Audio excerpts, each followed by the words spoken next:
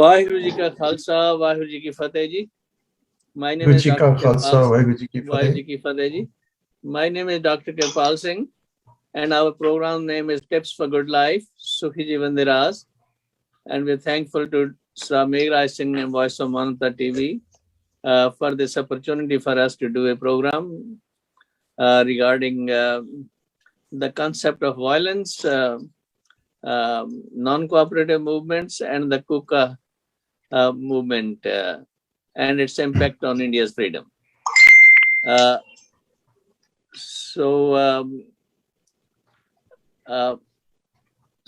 I'm thankful to our distinguished panel of speakers who have collected over here. Dr. Narendra Singh, he is a long-term professor and PhD in Punjabi and literature and many other aspects. Same as Dr. Vasu, very well educated, written many books.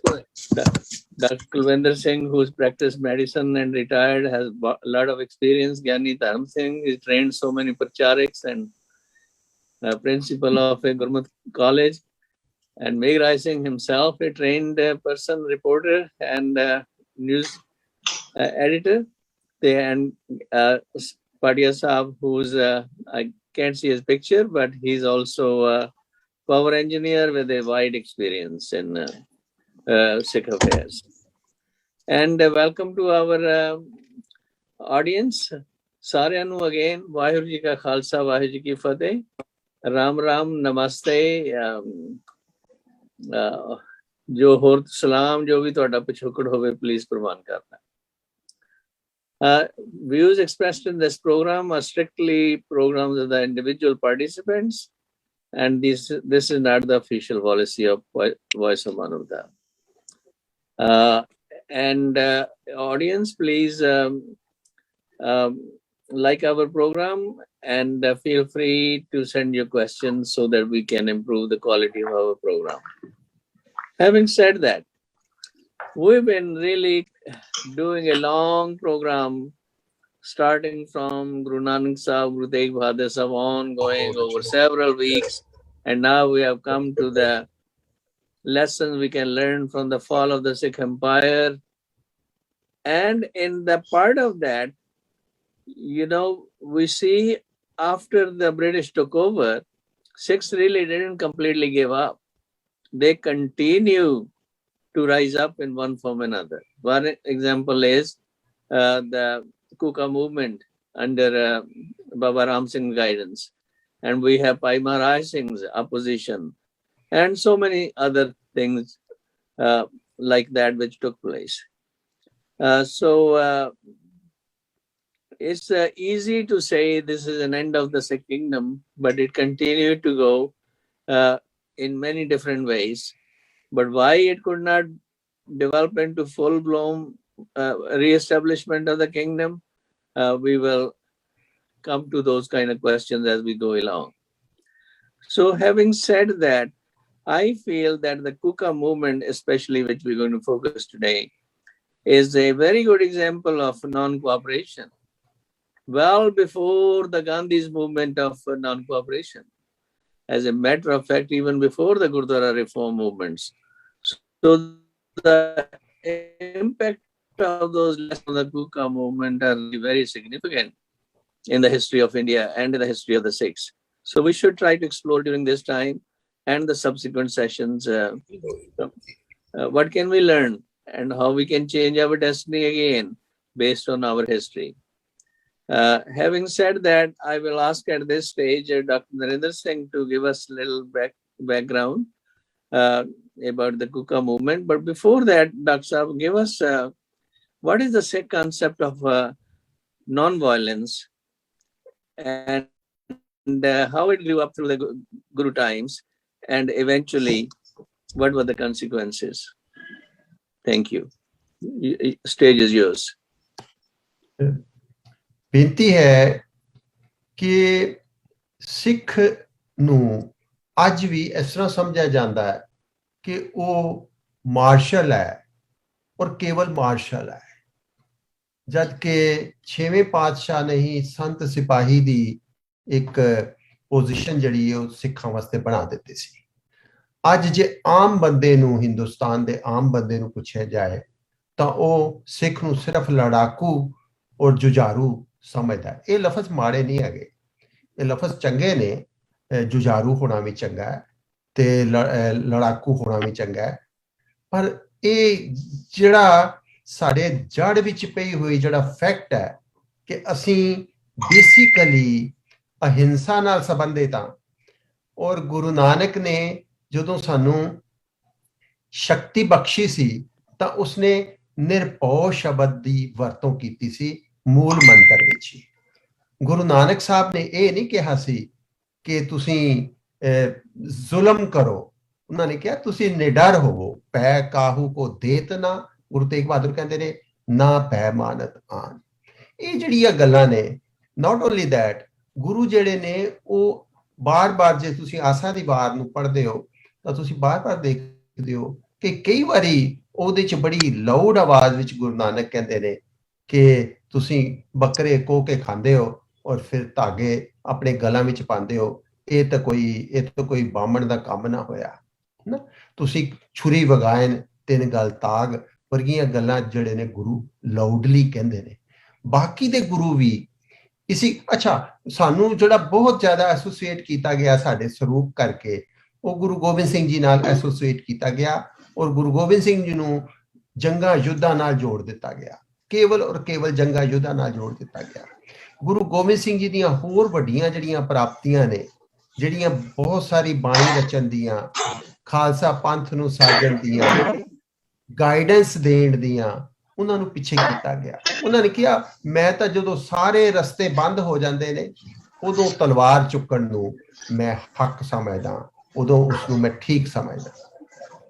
ਇਹ ਜਿਹੜਾ essence ਹੈ ਸਿੱਖੀ ਵਿੱਚ ਕਿ ਅਸੀਂ basically ਅਹਿੰਸਾ ਨਾਲ ਜੁੜੇ ਹੋਏ ਹਾਂ, ਅਸੀਂ ਉਸ ਅਹਿੰਸਾ ਨਾਲ ਨਹੀਂ ਜੁੜਦੇ ਜਿਹੜੀ ਬਾਅਦ ਵਿੱਚ ਟੈਕਨੀਕਲੀ ਬਣਾਈ ਜਾਂਦੀ ਹੈ। ਅਸੀਂ ਇੱਕ ਐਸੀ ਅਹਿੰਸਾ ਨਾਲ ਜੁੜਦੇ ਹਾਂ ਜਿਹੜੀ ਸਾਨੂੰ ਮਾਨਵਤਾ ਨਾਲ ਇਸ ਤਰੀਕੇ ਨਾਲ ਜੋੜਦੀ ਹੈ ਕਿ ਅਸੀਂ ਰੱਬ ਦਾ ਉਹ ਰੂਪ ਹੋ ਜਾਈਏ ਜਿਹੜਾ ਨਿਰਭਉ ਹੈ, ਜਿਹੜਾ ਡਰਦਾ ਨਹੀਂ ਹੈਗਾ, ਜਿਹੜਾ ਨਿਰਵੈਰ ਵੀ ਹੈ। ਦੇਖੋ, ਨਿਰਭਉ ਦੇ ਨਾਲ ਹੀ ਸ਼ਬਦ ਨਿਰਵੈਰ ਰੱਖਿਆ ਹੋਇਆ। ਇਹ ਬੜੀ ਕੀਮਤੀ ਗੱਲ ਹੈ ਕਿ ਤੁਸੀਂ ਨਿਰਵੈਰ ਹੋਵੋਗੇ ਤਾਂ ਫਿਰ ਤੁਸੀਂ ਨਿਰਭਉ ਹੋ ਸਕਦੇ ਹੋ। ਥੈਂਕ ਯੂ ਜੀ, thank you, appreciate that. Will come back to you. Giani Dharam Singh ਜੀ, ਤੁਹਾਡੇ ਇਸ ਟੌਪਿਕ ਤੇ ਕੀ ਵਿਚਾਰ ਨੇ?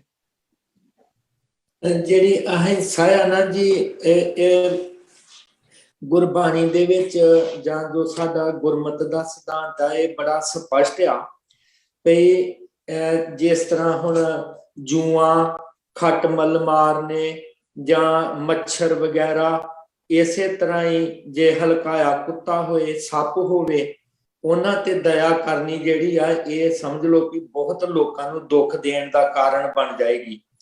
ਇਸੇ ਤਰ੍ਹਾਂ ਹੀ ਜਿਹੜਾ ਕਿਸੇ ਆਪਣੇ ਨੌਕਰ ਦਾ ਹੱਕ ਮਾਰ ਕੇ ਖਾਣਾ, ਉਹਨੂੰ ਬਿਨਾਂ ਵਜ੍ਹਾ ਤੰਗ ਕਰਨਾ, ਜਿਹੜੇ ਆਪਣੇ ਪਸ਼ੂ ਨੇ ਉਹਨਾਂ ਨੂੰ ਫਿਰ ਮਾਨਸਿਕ ਤੌਰ ਤੇ ਕਿਸੇ ਨੂੰ ਨੀਵਾਂ ਕਹਿ ਕੇ ਜਾਤ ਪਾਤ ਦੇ ਰੂਪ ਚ ਗਰੀਬੀ ਦੇ ਮਖੌਲ ਉਡਾਉਣੇ, ਇਹ ਸਾਰੇ ਹਿੰਸਾ ਦੇ ਵਿੱਚ ਆ ਜਾਂਦੇ ਨੇ। ਤੇ ਇਹ ਗੁਰਮਤ ਦੇ ਅਨੁਸਾਰ ਕਿਸੇ ਜੀਵ ਨੂੰ ਤੰਗ ਕਰਨਾ ਬਿਨਾਂ ਵਜ੍ਹਾ ਤੇ ਇਹ ਨਜਾਇਜ਼ ਆ, ਇਹਦੇ ਤੋਂ ਗੁਰੂ ਸਾਹਿਬ ਜੀ ਸਾਨੂੰ ਵਰਜਦੇ ਨੇ। ਪਰ ਜੇ ਇੱਕ ਜ਼ਾਲਮ ਜਿਹੜਾ ਆ ਜ਼ੁਲਮ ਕਰਦਾ ਆ ਤੇ ਉਹਦੇ ਉੱਪਰ ਦਇਆ ਕਰਨੀ ਜਿਹੜੀ ਆ ਜਾਂ ਉਹਦੇ ਅੱਗੇ ਹਥਿਆਰ ਸੁੱਟਣੇ, ਉਹ ਨਜਾਇਜ਼ ਆ। ਉਦਾਹਰਨ ਵਜੋਂ ਹਿੰਦੁਸਤਾਨ ਵਿੱਚ ਜੈਨ ਮਤ ਤੇ ਬੁੱਧ ਮਤ ਦੇ ਪ੍ਰਚਾਰ ਸਦਕਾ ਅਹਿੰਸਾ ਪਰਮੋ ਧਰਮਾ ਜਿਹੜਾ ਫੈਲਿਆ, ਉਹਦਾ ਲਾਭ ਉਠਾ ਕੇ ਜਿਹੜੇ ਵਿਦੇਸ਼ੀ ਆਉਂਦੇ ਸੀਗੇ, ਫੌਜ ਦੇ ਅੱਗੇ ਗਾਈਆਂ ਲਾ ਲੈਣੀਆਂ 2-4 ਤੇ ਇੱਥੇ ਹਥਿਆਰ ਸੁੱਟ ਦਿੰਦੇ ਸੀ ਕਿ ਅਸੀਂ ਗਾਂ ਨੂੰ ਨਹੀਂ ਮਾਰਨਾ, ਤੇ ਉਹਨਾਂ ਦਾ ਰਾਜ ਬਣ ਜਾਂਦਾ ਸੀ ਤੇ ਫਿਰ ਅਨੇਕਾਂ ਹੀ ਗਾਈਆਂ ਦੇ ਹੱਤਿਆ ਦਾ ਕਾਰਨ ਬਣ ਜਾਂਦੇ ਸੀਗੇ ਉਹ। ਤੇ ਇਸ ਕਰਕੇ ਸਿੱਖੀ ਦੇ ਵਿੱਚ ਕਿਸੇ ਵੀ ਜੀਵ ਨੂੰ ਬਿਨਾਂ ਵਜ੍ਹਾ ਤੰਗ ਕਰ ਜਿਹੜਾ ਜ਼ੁਲਮ ਆ, ਤੇ ਜਿਹੜਾ ਜ਼ੁਲਮ ਦੇ ਅੱਗੇ ਹਥਿਆਰ ਸੁੱਟਣੇ ਆ, ਉਹ ਵੀ ਕਾਇਰਤਾ ਤੇ ਬੁਝਦਿਲੀ ਮੰਨੀ ਜਾਂਦੀ ਹੈ। ਥੈਂਕ ਯੂ ਜੀ, thank you. Giani doctor Kulwinder Singh, ਤੁਹਾਡੇ ਵਿਚਾਰ ਕੀ ਨੇ ਇਸ ਟੌਪਿਕ ਤੇ? ਹਾਂਜੀ ਸਰ, ਦੇਖੋ ਦਸਮ ਪਾਤਸ਼ਾਹ ਦਾ ਇੱਕ आंदा है चूंकार अज हमा हिल गुलस्त हलाल असमुर्दन ब शमशीर दस्त। मनुख वास्ते चैलेंज की है कि उन दोनों ही सवाल एट टाइम रखने हैं। ਤੁਹਾਡੀ ਆਵਾਜ਼ ਨਹੀਂ ਕਲੀਅਰ ਆ ਤੁਹਾਡੀ ਆਵਾਜ਼ ਨਹੀਂ ਕਲੀਅਰ ਆ ਰਹੀ। ਉੱਚੀ ਤੇ ਨਹੀਂ ਆ ਰਹੀ ਜਿਆਦਾ ਆਵਾਜ਼ ਮੇਰੀ ਸੀ। ਹੁਣ ਬੈਟਰ ਹੈ। ਹਾਂ ਅੱਛਾ ਜੀ। ਜੇਕਰ ਤੇ ਮਨੁੱਖ ਜਿਹੜਾ ਹੈ ਉਹ ਕੇਵਲ ਤੇ ਕੇਵਲ ਸਿਪਾਹੀ ਬਣ ਜਾਂਦਾ ਹੈ ਤੇ ਉਹ ਜਿਹੜੇ ਸ਼ਾਂਤੀ ਦੇ ਮਾਰਗ ਨੂੰ ਛੱਡਣ ਦਾ ਉਹ ਵੀ ਕਦੋਂ ਹੈ। ਤੇ ਜਿਹਦੇ ਕੋਲ ਕੇਵਲ ਤੇ ਕੇਵਲ ਸ਼ਾਂਤੀ ਹੈ ਤੇ ਉਹਦੇ ਕੋਲ ਸਿਪਾਹੀ ਬਣਾ ਲੇਗਾ ਉਹ ਵੀ ਕਦੋਂ ਹੈ। ਗੁਰੂ ਸਾਹਿਬ ਨੇ ਸ਼ਲੋਕ ਸਾਰਾ ਕਲੀਅਰ ਹੀ ਕਰ ਦਿੱਤਾ ਹੈ ਕਿ ਪਹਿਲਾਂ ਹਰ ਮਨੁੱਖ ਦੇ ਸਾਰੇ ਸ਼ਾਂਤੀ ਦੇ ਹੀਲੇ ਹੀ ਵਰਤੇ। ਡਾਕਟਰ ਸਾਹਿਬ ਤੁਹਾਡੇ ਐਕੋ ਆ ਰਹੀ ਹੈ, ਕੀ ਗੱਲ ਐਕੋ ਆ ਰਹੀ ਤੁਹਾਡੀ ਆਵਾਜ਼ ਦੇ ਵਿੱਚ? ਅੱਛਾ ਜੀ। ਹਾਂਜੀ ਕੋਈ ਐਡਜਸਟ ਕਰੋ, ਇਸ ਨੂੰ ਐਡਜਸਟ ਕਰੋ। ਠੀਕ ਹੈ ਮੈਂ ਬਾਤ ਬੋਲ ਰਿਹਾ ਸਰ, ਤੁਸੀਂ ਹੁਣ ਬੈਟਰ ਹੈ। ਅੱਛਾ ਜੀ। ਤੇ ਸਰ ਉਹ ਹੈਗਾ ਮੈਂ ਕਿ ਜੇਕਰ ਤੁਸੀਂ ਮਤਲਬ ਬਾਕੀ ਜਿਹੜੇ ਤਰੀਕੇ ਸਾਰੇ ਸੈਚੂਰੇਟ ਪਹਿਲਾਂ ਕਰਦੇ ਹੋ ਤੇ ਫਿਰ ਹੀ ਤੁਹਾਡਾ ਕਸੂਰ ਚੁੱਕਣਾ ਜਸਟੀਫਾਈਡ ਹੈ। ਕਿਉਂਕਿ ਤੁਸੀਂ ਕਦੇ ਵੀ ਮਾਰਨ ਕੁੱਟਣ ਦੀ ਜਿਹੜੀ ਜ਼ਿੰਮੇਵਾਰੀ ਨਹੀਂ ਲੈ ਸਕਦੇ। ਤੁਸੀਂ ਵੱਡ ਕੱਟ ਜਿਹੜੀ ਵਾਇਲੈਂਸ ਹੈ ਉਸ ਕੇਸ ਦੇ ਵਿੱਚ ਇਹਨੂੰ ਐਕਸੈਪਟ ਕਰਨਾ ਹੈ ਜਦੋਂ ਕਿ ਬਾਕੀ ਸਾਰੀਆਂ ਚੀਜ਼ਾਂ ਤੇ ਜਿਹੜਾ ਅਪੋਨੈਂਟ ਹੈ ਉਹਨਾਂ ਨੂੰ ਕੰਸੀਡਰ ਹੀ ਨਾ ਕਰੇ। ਜਿਸ ਤਰ੍ਹਾਂ ਡਾਕਟਰ ਅੰਦਰ ਸਿੰਘ ਜੀ ਨੇ ਕਿਹਾ ਕਿ ਗੁਰਸਿੱਖ ਨਿਰਭਉ ਹੈ ਤੇ ਗੁਰਸਿੱਖ ਨਿਰਵੈਰ। ਕਿਉਂਕਿ ਜਿਹੜਾ ਨਿਰਭਉ ਨਹੀਂ ਹੈਗਾ, ਜਿਹਦੇ ਅੰਦਰ ਡਰ ਹੈ ਉਹ ਨਿਰਵੈਰ ਨਹੀਂ ਹੋ ਸਕਦਾ, ਉਹ ਹਮੇਸ਼ਾ ਜੈਲਸ ਹੈ। ਜਿਹਦੇ ਅੰਦਰ ਡਰ ਨਹੀਂ ਹੈਗਾ ਉਹ ਹੀ ਨਿਰਵੈਰ ਹੋ ਸਕਦਾ। ਸੋ ਨਿਰਵੈਰਤਾ ਦਾ ਮਤਲਬ ਹੈ, ਆਮ ਕੁਐਸਚਨ ਰਾਈਜ਼ ਹੋਏਗਾ ਕਿ ਜੇ ਨਿਰਵੈਰ ਤੇ ਲੜਦਾ ਕਿਉਂ?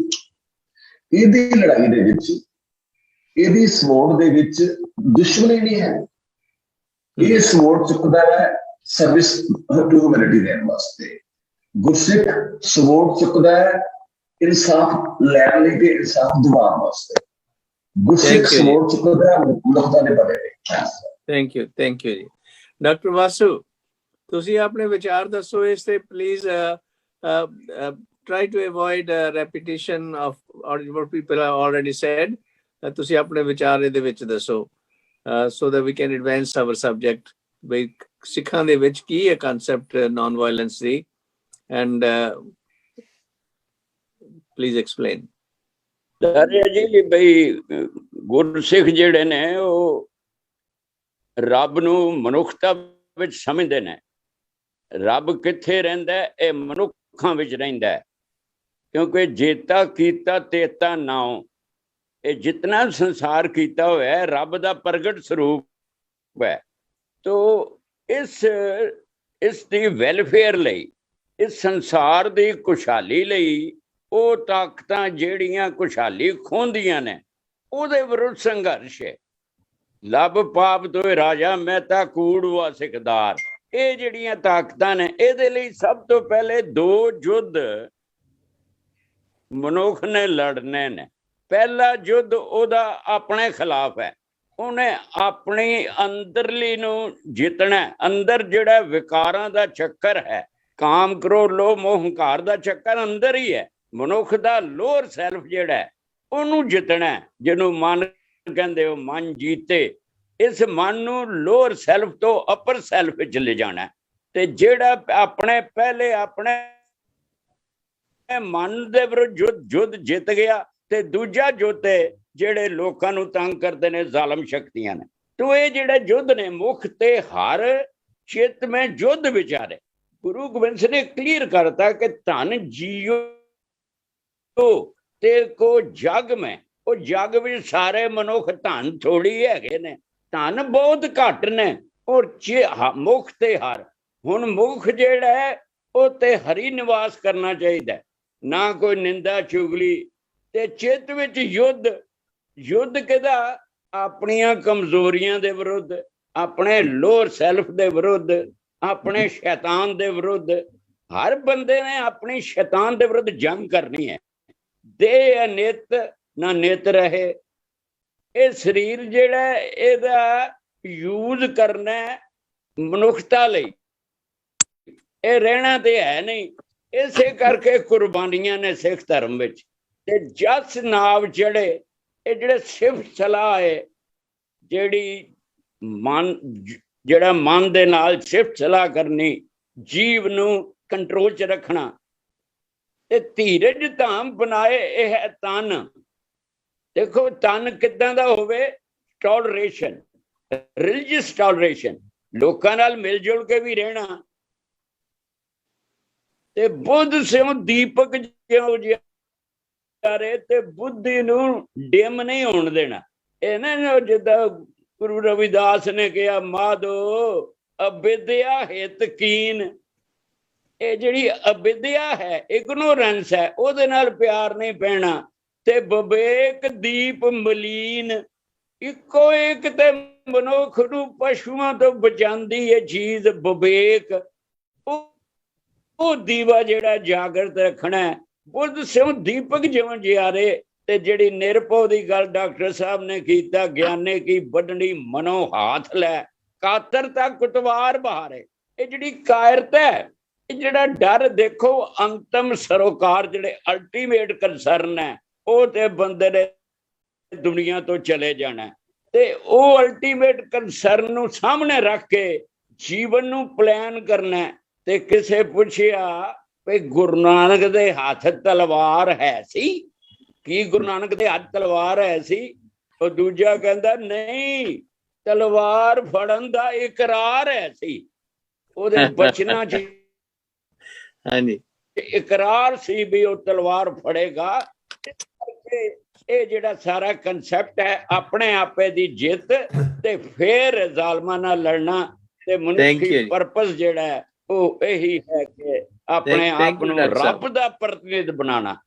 ਥੈਂਕ ਯੂ ਡਾਕਟਰ ਸਾਹਿਬ।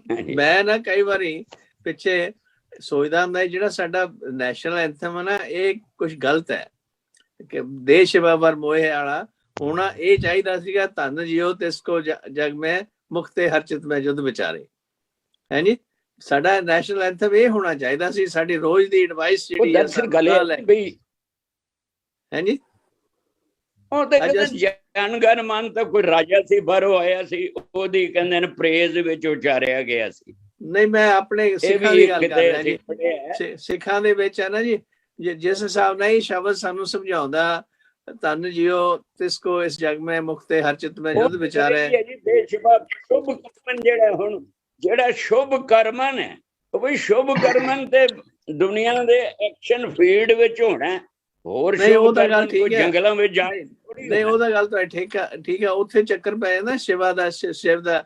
ਇੱਥੇ ਤਾਂ ਸਿੱਧਾ ਹੀ ਉੱਥੇ ਕਿਹਾ ਧੰਨ ਰੱਬ ਦੇ ਨਾਮ ਹੈਗੇ ਨੇ।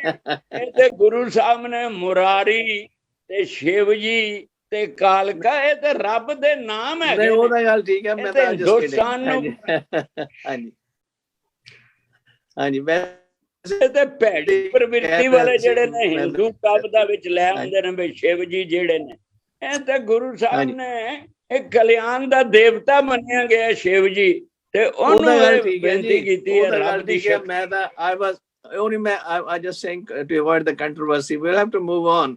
ਹਾਂਜੀ, ਤੇ ਆਪਣਾ ਮਨਦੀਪ ਸਿੰਘ ਹੋਣੀ ਵੀ ਸਾਡੇ ਨਾਲ ਜੁੜੇ ਨੇ, ਤੇ ਦਿਲਬਾਗ ਸਿੰਘ ਹੋਣੀ ਵੀ ਆਏ ਨੇ। Welcome both of you. ਤੇ ਅਸੀਂ ਗੱਲ ਕਰ ਰਹੇ ਹੈਗੇ ਸਿੱਖਾਂ ਦੇ ਵਿੱਚ ਨੌਨ ਵਾਇਲੈਂਸ ਦੀ ਕਨਸੈਪਟ ਹੈ। ਠੀਕ ਹੈ ਜੀ।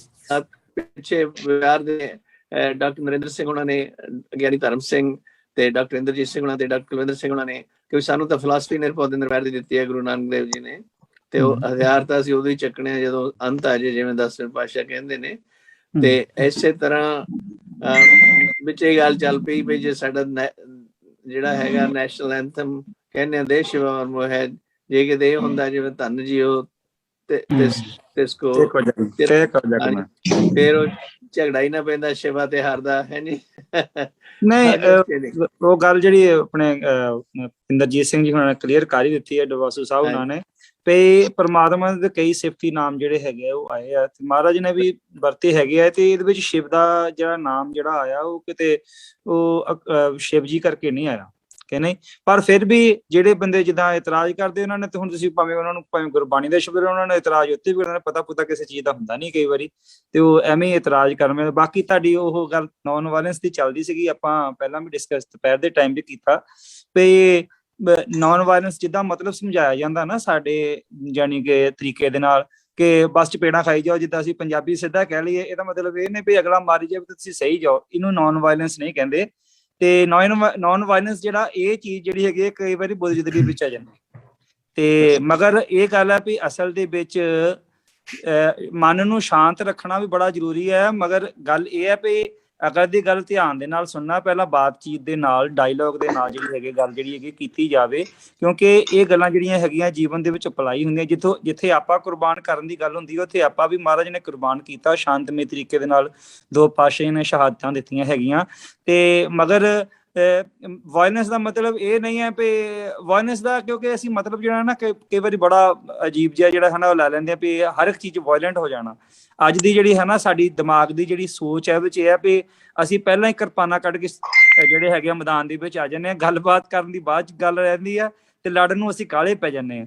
ਤੇ ਉਹ ਇਸ ਕਰਕੇ ਉਹ ਇੱਕ ਹਿੰਸਕ ਜਿਹਾ ਵਾਲਾ ਮਾਹੌਲ ਬਣ ਜਾਂਦਾ। ਮਗਰ ਵਿਚਾਰ ਤੇ ਇਹ ਹੋਣੀ ਚਾਹੀਦੀ ਆ ਵੀ ਅਸੀਂ ਜਿਹੜੇ ਹੈਗੇ ਆ ਪਹਿਲਾਂ ਜਿਹੜੀ ਹੈਗੀ ਆ ਇਹ ਚੀਜ਼ ਨੂੰ ਜਿਹੜੀ ਆ ਲਾਸਟ ਆਪਸ਼ਨ ਜਿਹੜੀ ਹੈਗੀ ਆ ਇਹਦੇ ਵਿੱਚ ਰੱਖੀ ਜਾਵੇ, ਜਿੱਦਾਂ ਮਹਾਰਾਜ ਨੇ ਵੀ ਸਾਨੂੰ ਸਮਝਾਇਆ ਹੈਗਾ।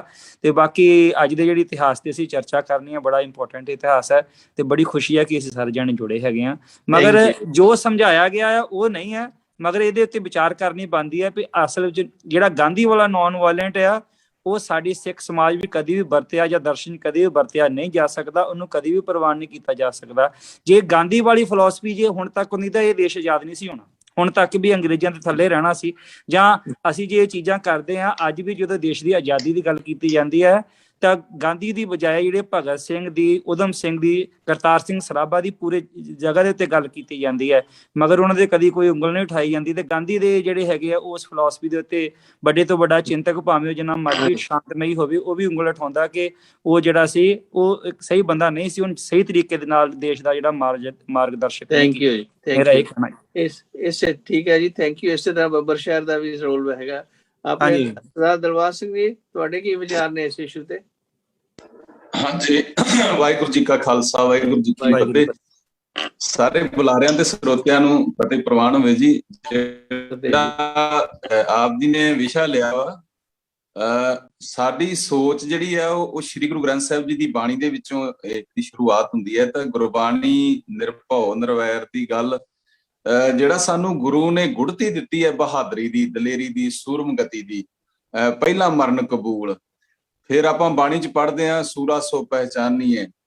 ਹੁਣ ਆਪਣੇ ਆਪ ਨੂੰ ਦ੍ਰਿੜਤਾ ਚ ਰੱਖਣਾ, ਬਹਾਦਰੀ ਚ ਰੱਖਣਾ, ਦਲੇਰੀ ਚ ਰੱਖਣਾ, ਇਹ ਤਾਂ ਸਾਡੀ ਸੋਚ ਦਾ ਜਿਹੜਾ ਇੱਕ ਹੈਗਾ ਵਾ ਬੇਸ ਆ, ਅਸੀਂ ਇਹਨੂੰ ਲੈ ਕੇ ਚੱਲਣਾ ਹੀ ਚੱਲਣਾ ਵਾ। ਫਿਰ ਵਾਇਲੈਂਸ ਦੀ, ਹੁਣ ਗੁਰੂ ਨਾਨਕ ਸਾਹਿਬ ਪਾਤਸ਼ਾਹ, ਬਾਬਾ ਕਬੀਰ ਸਾਹਿਬ ਜੀ, ਭਗਤ ਰਵਿਦਾਸ ਸਾਹਿਬ ਜੀ, ਇਹਨਾਂ ਨੇ ਕਿੰਨਾ ਪਖੰਡਵਾਦ ਨੂੰ ਚੈਲੰਜ ਕੀਤਾ ਹੈ। ਤੇ ਆਪਾਂ ਨੂੰ ਇਸ ਗੱਲ ਦਾ ਅੱਜ ਪਤਾ ਹੈ ਸਰਦਾਰ ਸਾਹਿਬ ਕਿ ਸਰਦਾਰ ਕਿਰਪਾਲ ਸਿੰਘ ਜੀ ਜਿਹੜੇ ਕੋਰਟ ਨੇ ਉਹ ਵੀ ਫੈਸਲਾ ਦਿੰਦੇ ਨੇ ਕਿ ਲੜਾਈ ਦੀ ਸ਼ੁਰੂਆਤ ਜਿੱਥੋਂ ਹੁੰਦੀ ਹੈ, ਲਲਕਾਰਾ ਕਿਹਨੇ ਮਾਰਿਆ ਹੈ। ਤੇ ਫਿਰ ਇਸ ਪੱਖ ਤੋਂ ਤਾਂ ਜੇ ਅਸੀਂ ਵੇਖੀਏ, ਜਿਸ ਹਿਸਾਬ ਨਾਲ ਦੁਨੀਆ ਕਹਿੰਦੀ ਹੈ ਕਿ ਵਾਇਲੈਂਸ ਹੁੰਦੀ ਹੈ, ਤਾਂ ਫਿਰ ਸਾਡੇ ਗੁਰੂ ਨਾਨਕ ਸਾਹਿਬ ਪਾਤਸ਼ਾਹ, ਬਾਬਾ ਕਬੀਰ ਸਾਹਿਬ ਜਾਂ ਜਿੰਨੇ ਵੀ ਸਾਡੇ ਬਾਣੀਕਾਰ ਹੋਏ ਨੇ ਉਹ ਸਾਰੇ ਇਹਦੇ ਵਿੱਚ ਆ ਜਾਂਦੇ ਨੇ, ਹਿੰਸਾ ਦੇ ਵਿੱਚ, ਕਿਉਂਕਿ ਉਹਨਾਂ ਨੇ ਆਵਾਜ਼ ਬੁਲੰਦ ਕੀਤੀ ਹੈ। ਪਰ ਸਾਨੂੰ ਨਿਰਣਾ ਕਰਨਾ ਪੈਣਾ ਹੈ ਕਿ ਆਵਾਜ਼ ਬੁਲੰਦ ਕਰਨੀ ਗੁਨਾਹ ਨਹੀਂ ਹੈ, ਆਵਾਜ਼ ਬੁਲੰਦ ਕੀਤੀ ਕਿਹੋ ਜਿਹੀ ਜਾ ਰਹੀ ਹੈ।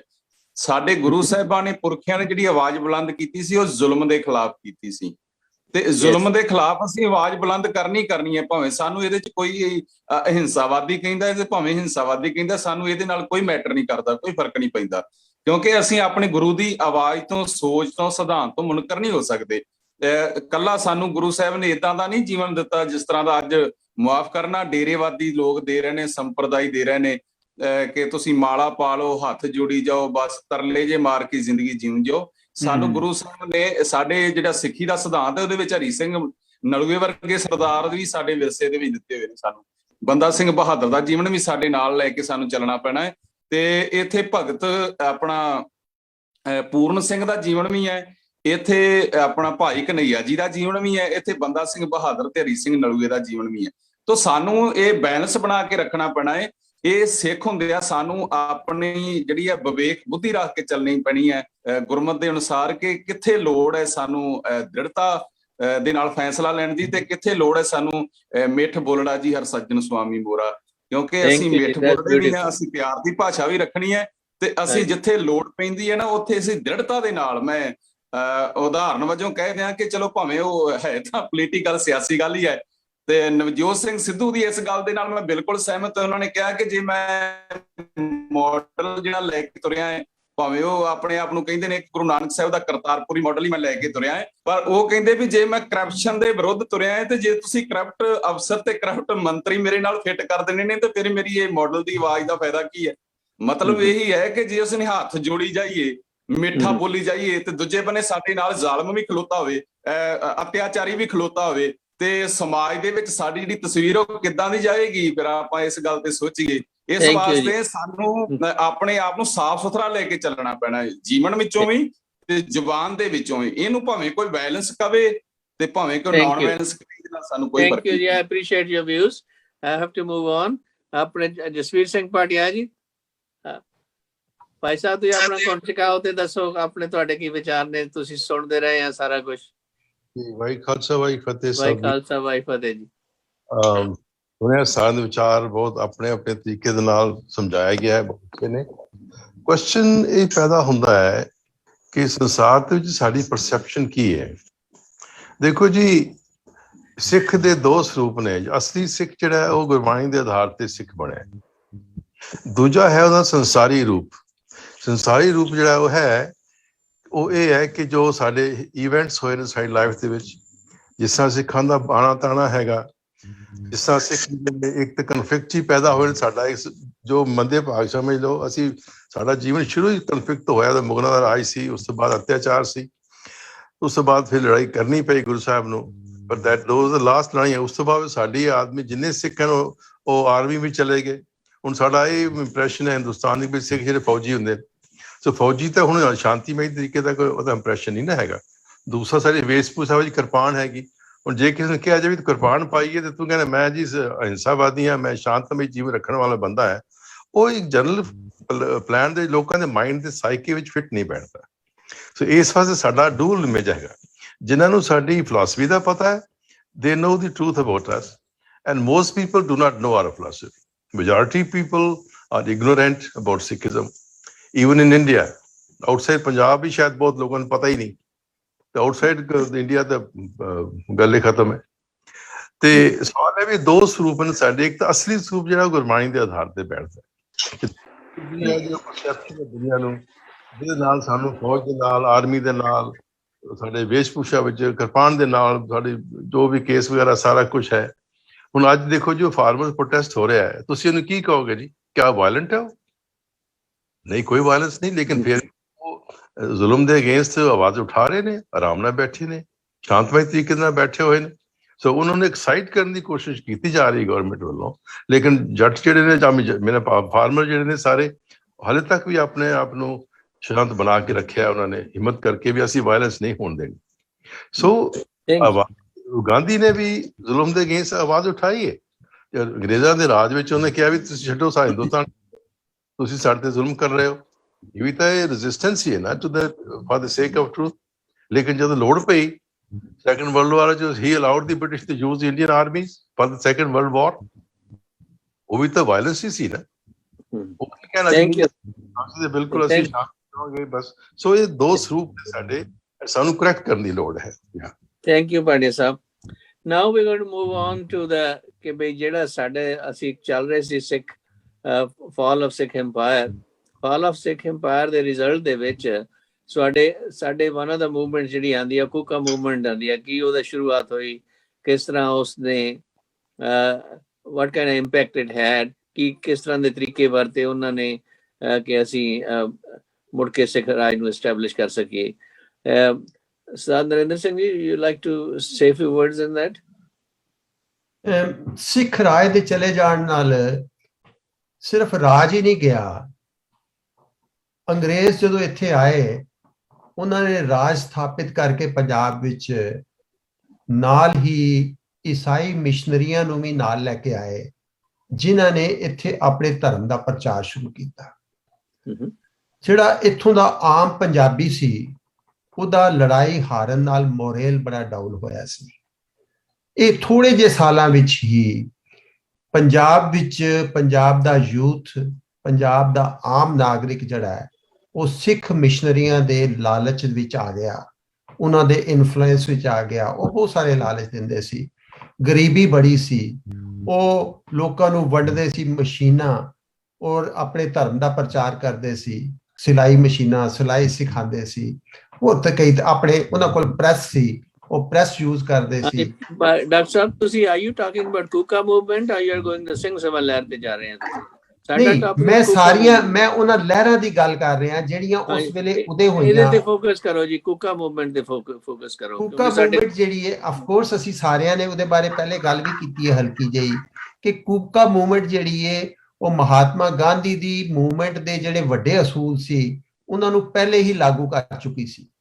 ਅਸੀਂ ਦੇਖਿਆ ਕਿ ਇਹ ਵੱਡੇ ਤੌਰ ਤੇ ਤਾਂ ਭਾਈ ਬਾਬਾ ਰਾਮ ਸਿੰਘ ਹੋਰਾਂ ਤੋਂ ਸ਼ੁਰੂ ਹੋਈ ਔਰ ਉਹਨਾਂ ਨੇ ਲੋਕਾਂ ਨੂੰ ਜਿਹੜੀ ਗੱਲ ਕਹੀ ਉਹ ਇਹ ਕਹੀ ਕਿ ਦੇਖੋ ਅਸੀਂ ਅੰਗਰੇਜ਼ਾਂ ਦੀ, ਉਹ ਆਪ ਦੇਖੋ ਆਪ ਫੌਜੀ ਸਨ, ਕਿਸੇ ਵੇਲੇ ਮਹਾਰਾਜੇ ਦੀ ਫੌਜ ਵਿੱਚ ਕੰਮ ਕਰਦੇ ਸੀ, ਪਰ ਜਦੋਂ ਪ੍ਰਿੰਸ ਨਿਹਾਲ ਸਿੰਘ ਦੀ ਆਰਮੀ ਦੇ ਵਿੱਚ ਹੀ ਵਾਸ ਅ ਸੋਲਜਰ। ਹਾਂਜੀ ਬਾਬਾ ਰਾਮ ਹੀ ਵਾਸ ਅ ਸੋਲਜਰ ਤੇ ਫਿਰ ਉਹਨਾਂ ਨੇ ਲੜਾਈ ਵੀ ਲੜੀ ਔਰ ਫਿਰ ਜਦੋਂ ਉਹ ਘਰ ਵਾਪਸ ਆ ਗਏ ਤਾਂ ਉਹਨਾਂ ਨੇ ਇਹ ਰੈਵੋਲੂਸ਼ਨ ਸ਼ੁਰੂ ਕੀਤਾ ਕਿ ਅਸੀਂ ਕੋਆਪਰੇਸ਼ਨ ਨਹੀਂ ਕਰਾਂਗੇ ਅੰਗਰੇਜ਼ ਸਰਕਾਰ ਨਾਲ, ਨਾ ਤੇ ਇਹਨਾਂ ਦੀ ਡਾਕ ਸੇਵਾ ਵਰਤਾਂਗੇ, ਨਾ ਤੇ ਅਸੀਂ ਇਹਨਾਂ ਦੇ ਕਚਹਿਰੀਆਂ ਵਰਤਾਂਗੇ, ਨਾ ਇਹਨਾਂ ਦੇ ਸਕੂਲ ਵਰਤਾਂਗੇ, ਅਸੀਂ ਨਾ ਇਹਨਾਂ ਦੀਆਂ ਮਿੱਲਾਂ ਦਾ ਕੱਪੜਾ ਪਾਵਾਂਗੇ, ਹੱਥ ਦਾ ਬੁਣਿਆ ਹੋਇਆ ਕੱਪੜਾ ਪਾਵਾਂਗੇ, ਸੁਨੇ ਆਪ ਭੇਜਿਆ ਕਰਾਂਗੇ, ਅਸੀਂ ਇਹਨਾਂ ਦੀ ਡਾਕ ਸੇਵਾ ਨੂੰ ਨਹੀਂ ਪ੍ਰਵਾਨ ਕਰਨਾ। ਇਹ ਬੜੀ ਵੱਡੀ ਨਾਨ ਕੋਆਪਰੇਸ਼ਨ ਦੀ ਮੂਵਮੈਂਟ ਸੀ ਔਰ ਉਹਨਾਂ ਨੇ ਵਾਕਈ ਇਸ ਨੂੰ ਲਾਗੂ ਕਰਕੇ ਅੰਗਰੇਜ਼ ਨੂੰ ਇੱਕ ਵਾਰੀ ਤਾਂ ਇਹ ਮੁਸੀਬਤ ਪਾ ਦਿੱਤੀ ਕਿ ਅੰਗਰੇਜ਼ ਜਿਹੜਾ ਹੈ ਉਹ ਇਹ ਸੋਚਣ ਤੇ ਮਜਬੂਰ ਹੋ ਗਿਆ। ਔਰ ਦੇਖੋ ਗਾਂਧੀ ਨੇ ਵੀ ਬਾਅਦ ਵਿੱਚ ਇਹੀ ਅਸੂਲ ਜਿਹੜੇ ਨੇ ਆਪਣੀਆਂ ਮੇਨ ਮੂਵਮੈਂਟਸ ਵਿੱਚ ਇਸਤੇਮਾਲ ਕੀਤੇ। ਹਾਂਜੀ ਤੇ ਤੁਸੀਂ ਇਹ ਦੇਖਿਆ ਵੀ ਹਾਂਜੀ।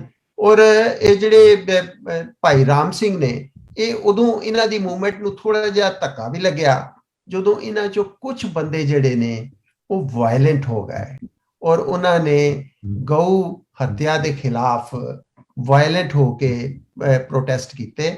ਔਰ ਠੀਕ ਹੈ, ਉਹਨਾਂ ਦੇ ਪਿੱਛੇ ਜਦੋਂ ਪੁਲਿਸ ਲੱਗੀ ਔਰ ਨਾਜਾਇਜ਼ ਬੰਦੇ ਫੜੇ ਜਾਣ ਲੱਗੇ ਤਾਂ ਗੁਰੂ ਰਾਮ ਸਿੰਘ ਨੇ, ਬਾਬਾ ਰਾਮ ਸਿੰਘ ਨੇ ਆਪ ਹੀ ਕਿਹਾ ਕਿ ਦੇਖੋ ਜੇ ਗਲਤੀ ਤੁਸੀਂ ਕੀਤੀ ਹੈ ਤਾਂ ਪੇਸ਼ ਹੋਵੋ, ਨਾਜਾਇਜ਼ ਬੰਦੇ ਕਿਉਂ ਮਾਰੇ ਜਾਣ।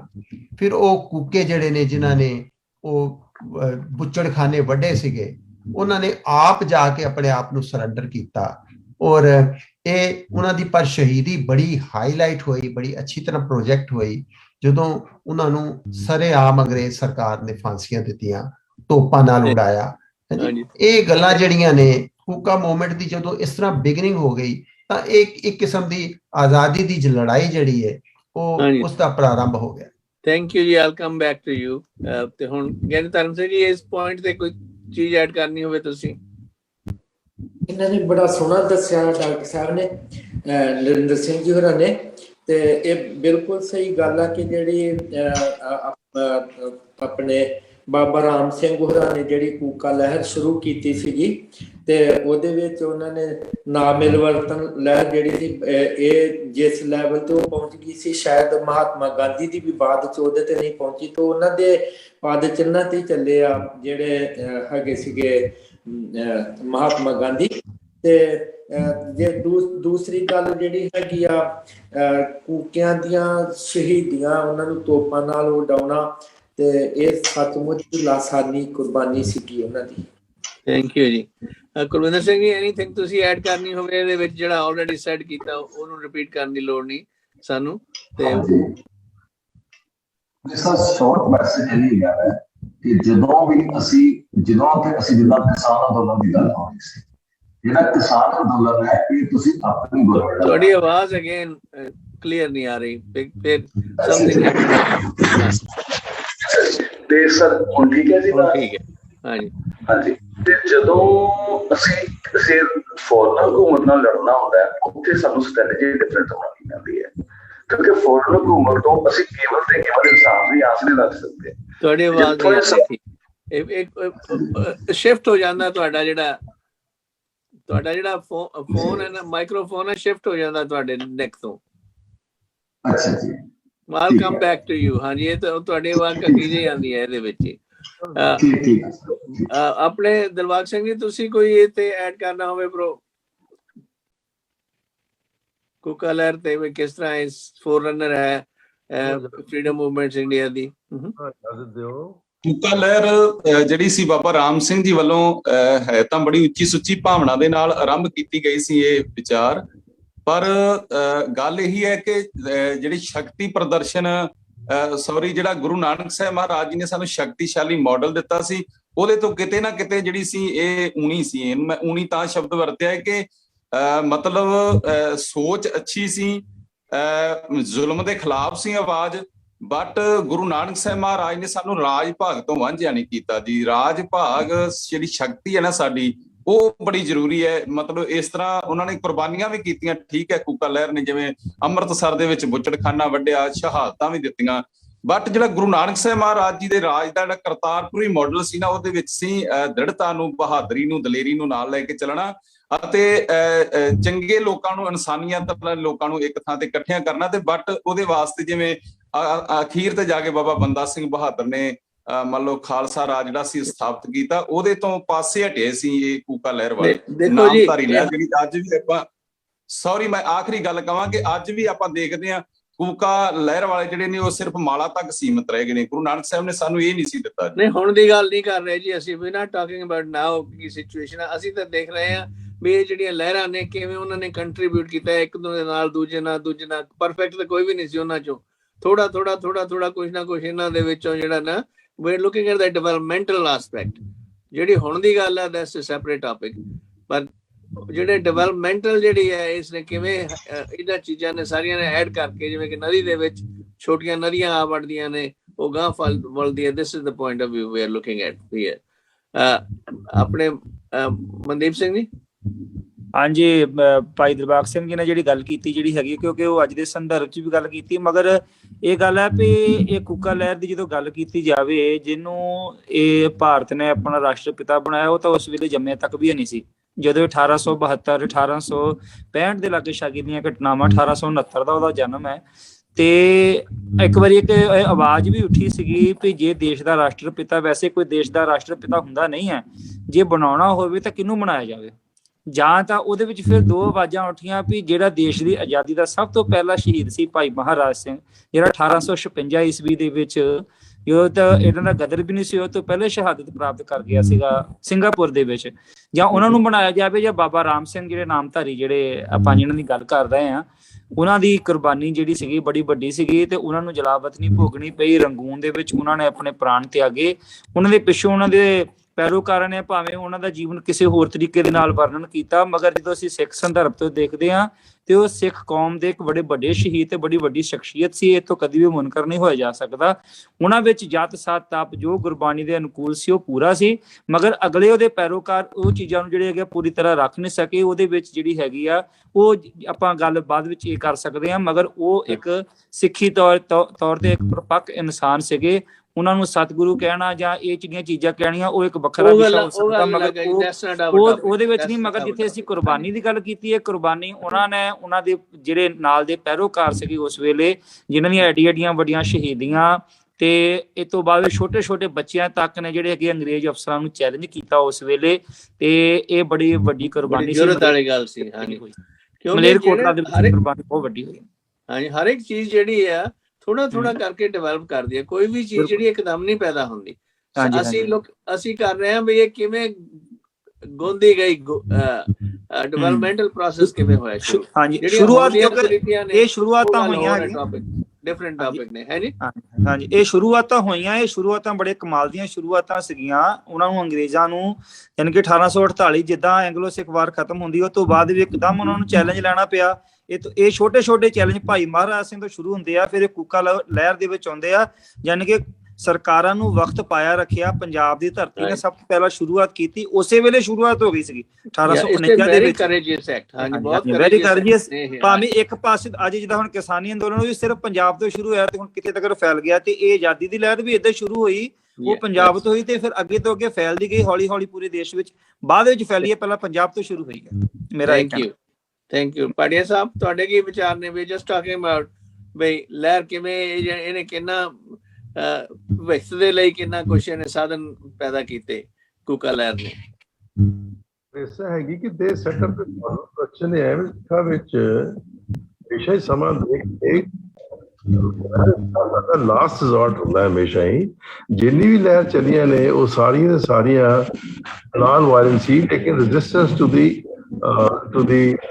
ਦੀ ਇਨਜਸਟਿਸ। ਹਮੇਸ਼ਾ ਇਨਜਸਟਿਸ ਅਗੇਂਸਟ ਆਜ਼ਾਦੀ ਦੀ ਲੜਾਈ ਸ਼ੁਰੂ ਕੀਤੀ ਤੇ ਪੰਜਾਬ ਦੇ ਲੋਕਾਂ ਨੇ ਸ਼ੁਰੂ ਕੀਤੀ, ਔਰ ਕਿਤੇ ਵੀ ਕੋਈ ਵਾਇਲੈਂਸ ਦਾ ਕੋਈ ਸਕੋਪ ਹੀ ਨਹੀਂ ਸੀਗਾ।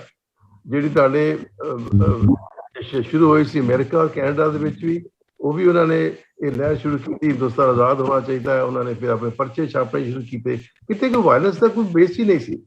ਸੋ ਹਮੇਸ਼ਾ ਹੀ ਸਿੱਖਾਂ ਨੇ ਜੋ ਵੀ ਕੰਮ ਕੀਤੇ ਸ਼ੁਰੂ ਤੋਂ, ਉਹਦੇ ਕਿਤੇ ਵੀ ਖਾਸ ਵਾਇਲੈਂਸ ਨਹੀਂ ਹੋਈ। ਸਾਡੇ ਅਗੇਂਸਟ ਸਿਰਫ ਪਰਸੈਪਸ਼ਨ ਹੀ ਬਣਿਆ ਹੋਇਆ ਕਿਸੇ ਕਿ ਜਿਹੜੇ ਬਸ ਲੜਦੇ ਰਹੇ। ਇੱਕ ਉਹਦਾ ਕਾਰਨ ਇਹ ਹੈ ਨਾ ਜੀ ਕਿ ਵੀ ਅਸੀਂ ਆਪਣੇ ਆਪ ਨੂੰ ਉਭਾਰਦੇ ਨਹੀਂ ਹਾਂ। ਜੇ ਅਸੀਂ ਆਪਣੇ ਆਪ ਨੂੰ, ਜੇ ਅਸੀਂ ਆਪਣੇ ਜਿਹੜਾ ਆਪਣਾ ਢੰਡੋਰਾ ਆਪ ਨਹੀਂ ਫੇਰਾਂਗੇ, ਹੋਰ ਕਿਸੇ ਨੇ ਬਾਹਰੋਂ ਆ ਕੇ ਤਾਂ ਫੇਰਨਾ ਨਹੀਂ। ਸਾਡੀ ਪ੍ਰੋਬਲਮ ਇਹ ਆ ਕਿ ਵੀ ਅਸੀਂ ਆਪ ਚੁੱਪ ਚਪੀਤੇ ਬੈਠੇ ਰਹਿੰਦੇ ਆ। ਅਸੀਂ ਸੋਚਦੇ ਦੂਜੇ ਕਰਨ, ਦੂਜਾ ਕੋਈ ਨਹੀਂ ਕਿਸੇ ਦਾ ਕਰਦਾ, ਆਪਣੇ ਲਈ ਆਪ ਹੀ ਕਰਨਾ ਪੈਂਦਾ। ਤੇ ਸਾਨੂੰ ਆਪ ਹੀ ਇਹਨਾਂ ਚੀਜ਼ਾਂ ਨੂੰ ਅੱਗੇ ਉਭਾਰਨ ਦੀ ਲੋੜ ਆ। ਆਪੇ ਹੀ ਇਹ ਦਿਹਾੜੇ ਬਣਾ ਕੇ ਜਾਗਰਤ ਪੈਦਾ ਕਰਨ ਦੀ ਲੋੜ ਹੈ, ਉਹ ਅਸੀਂ ਨਹੀਂ ਕਰਦੇ ਹਾਂ। ਉਹ ਨਹੀਂ ਕਰਦੇ। ਮੈਂ ਇੱਕ ਇਵੇਂ ਪਹਿਲਾਂ ਵੀ ਮੈਂ ਅਰਜ਼ ਕੀਤੀ ਹੈ ਹਾਂਜੀ, ਜਿਹੜਾ ਹੈ ਉਹ ਪਹਿਲਾਂ ਸਾਡੀ ਵੇਸ਼ ਪੁੱਛਾ ਸ਼ੁਰੂ ਹੁੰਦਾ ਹੈ, ਅਸੀਂ ਤਲਵਾਰ ਕੈਰੀ ਕਰਦੇ ਹਾਂ। ਸਾਡੇ ਲੀਡਰ ਜਿਹੜੇ ਵੱਡੇ ਵੱਡੇ SGPC ਸਾਰੇ ਤਲਵਾਰਾਂ ਚੁੱਕੀ ਨੇ। ਫਿਰ ਗੁਰੂ ਸਾਹਿਬ ਦੀ ਲੜਾਈ ਹੋਈ, ਫਿਰ ਸਾਡਾ ਸਭ ਤੋਂ ਵੱਡਾ ਇਹ ਇੰਪ੍ਰੈਸ਼ਨ ਹੋਇਆ ਕਿਉਂਕਿ ਬਹੁਤ ਸਾਰੇ ਸਿੱਖ ਆਰਮੀ ਵੀ ਗਏ ਨੇ, ਔਰ ਆਰਮੀ ਨੂੰ ਕੋਈ ਕਾਂਟ ਸੇ ਕਿ they are non violent people. ਉਹਦਾ ਗੱਲ ਠੀਕ ਹੈ ਜੀ। we'll have to move on, we are still on Kuka movement. ਹਾਂਜੀ, ਆਪਣੇ ਡਾਕਟਰ ਇੰਦਰਜੀਤ ਸਿੰਘ, ਕੂਕਾ ਮੂਵਮੈਂਟ ਤੇ ਤੁਸੀਂ ਕੋਈ ਹੋਰ ਆਪਣਾ ਵਿਚਾਰ ਦੱਸਣਾ ਹੋਵੇ ਕਿ ਵੀ ਇਸ ਦਾ ਜਿਹੜਾ ਹੈਗਾ ਇੰਪੈਕਟ ਕਿਸ ਤਰ੍ਹਾਂ ਰਿਹਾ? ਕੂਕਾ ਮੂਵਮੈਂਟ ਹੈ, ਬਾਬਾ ਰਾਮ ਸਿੰਘ ਜੀ ਨੇ ਸਾਰੇ ਦੇਸ਼ ਨੂੰ 22 ਸੂਬਿਆਂ 'ਚ ਵੰਡਿਆ ਸੀ, ਔਰ ਸਾਰਾ ਸਿੱਖ ਧਰਮ ਨੂੰ ਪ੍ਰਚਾਰ ਕੀਤਾ ਸੀ, ਔਰ ਬਾਹਰਲੇ ਦੇਸ਼ਾਂ ਨਾਲ ਉਹਨਾਂ ਨੇ ਆਪਣੇ ਸੰਬੰਧ ਬਣਾਏ ਸੀ। ਰਸ਼ੀਆ ਤੱਕ ਉਹਨਾਂ ਨੇ ਅਪਰੋਚ ਕੀਤਾ ਸੀ, ਔਰ ਉਹ ਉਡੀਕਦੇ ਸਨ ਕਿ ਰਸ਼ੀਆ ਸਾਡੀ ਮਦਦ ਲਈ ਆ ਰਿਹਾ। ਯਾਨੀ ਇੱਥੋਂ ਤੱਕ ਨੇਪਾਲ ਔਰ ਭੂਟਾਨ ਦੇ ਰਾਜਿਆਂ ਨਾਲ ਉਹਨਾਂ ਨੇ ਆਪਣੇ ਜਿਹੜੇ ਸੰਬੰਧ ਪੈਦਾ ਕੀਤੇ ਸੀ, ਔਰ ਬੜੇ ਹੀ ਦੇਖੋ ਉਹਨਾਂ ਦਾ ਰਹਿਣ ਸਹਿਣ ਜਿਹੜਾ ਮਹਾਰਾਜਿਆਂ ਵਾਂਗੂ ਸੀ। ਔਰ ਜਦੋਂ ਨਿਕਲਦੇ ਸਨ, ਜਿਹੜੀ ਉਹਨਾਂ ਨੇ ਇੱਕ ਵਿਸਾਖੀ ਪਹਿਲੇ ਅੰਮ੍ਰਿਤਸਰ ਸਾਹਿਬ ਉਹ ਸਾਰੇ ਕੂਕਿਆਂ ਨੂੰ ਨਾਲ ਲੈ ਕੇ ਤੇ ਬਕਾਇਦਾ ਸ਼ਾਨਾ ਠਾਠ ਵਿੱਚ ਔਰ ਬਸਰਾਂ ਦੇ ਵਿੱਚ ਨਿਕਲੇ, ਔਰ ਅੰਮ੍ਰਿਤਸਰ ਉਹਨਾਂ ਵਿਸਾਖੀ ਮਨਾਈ।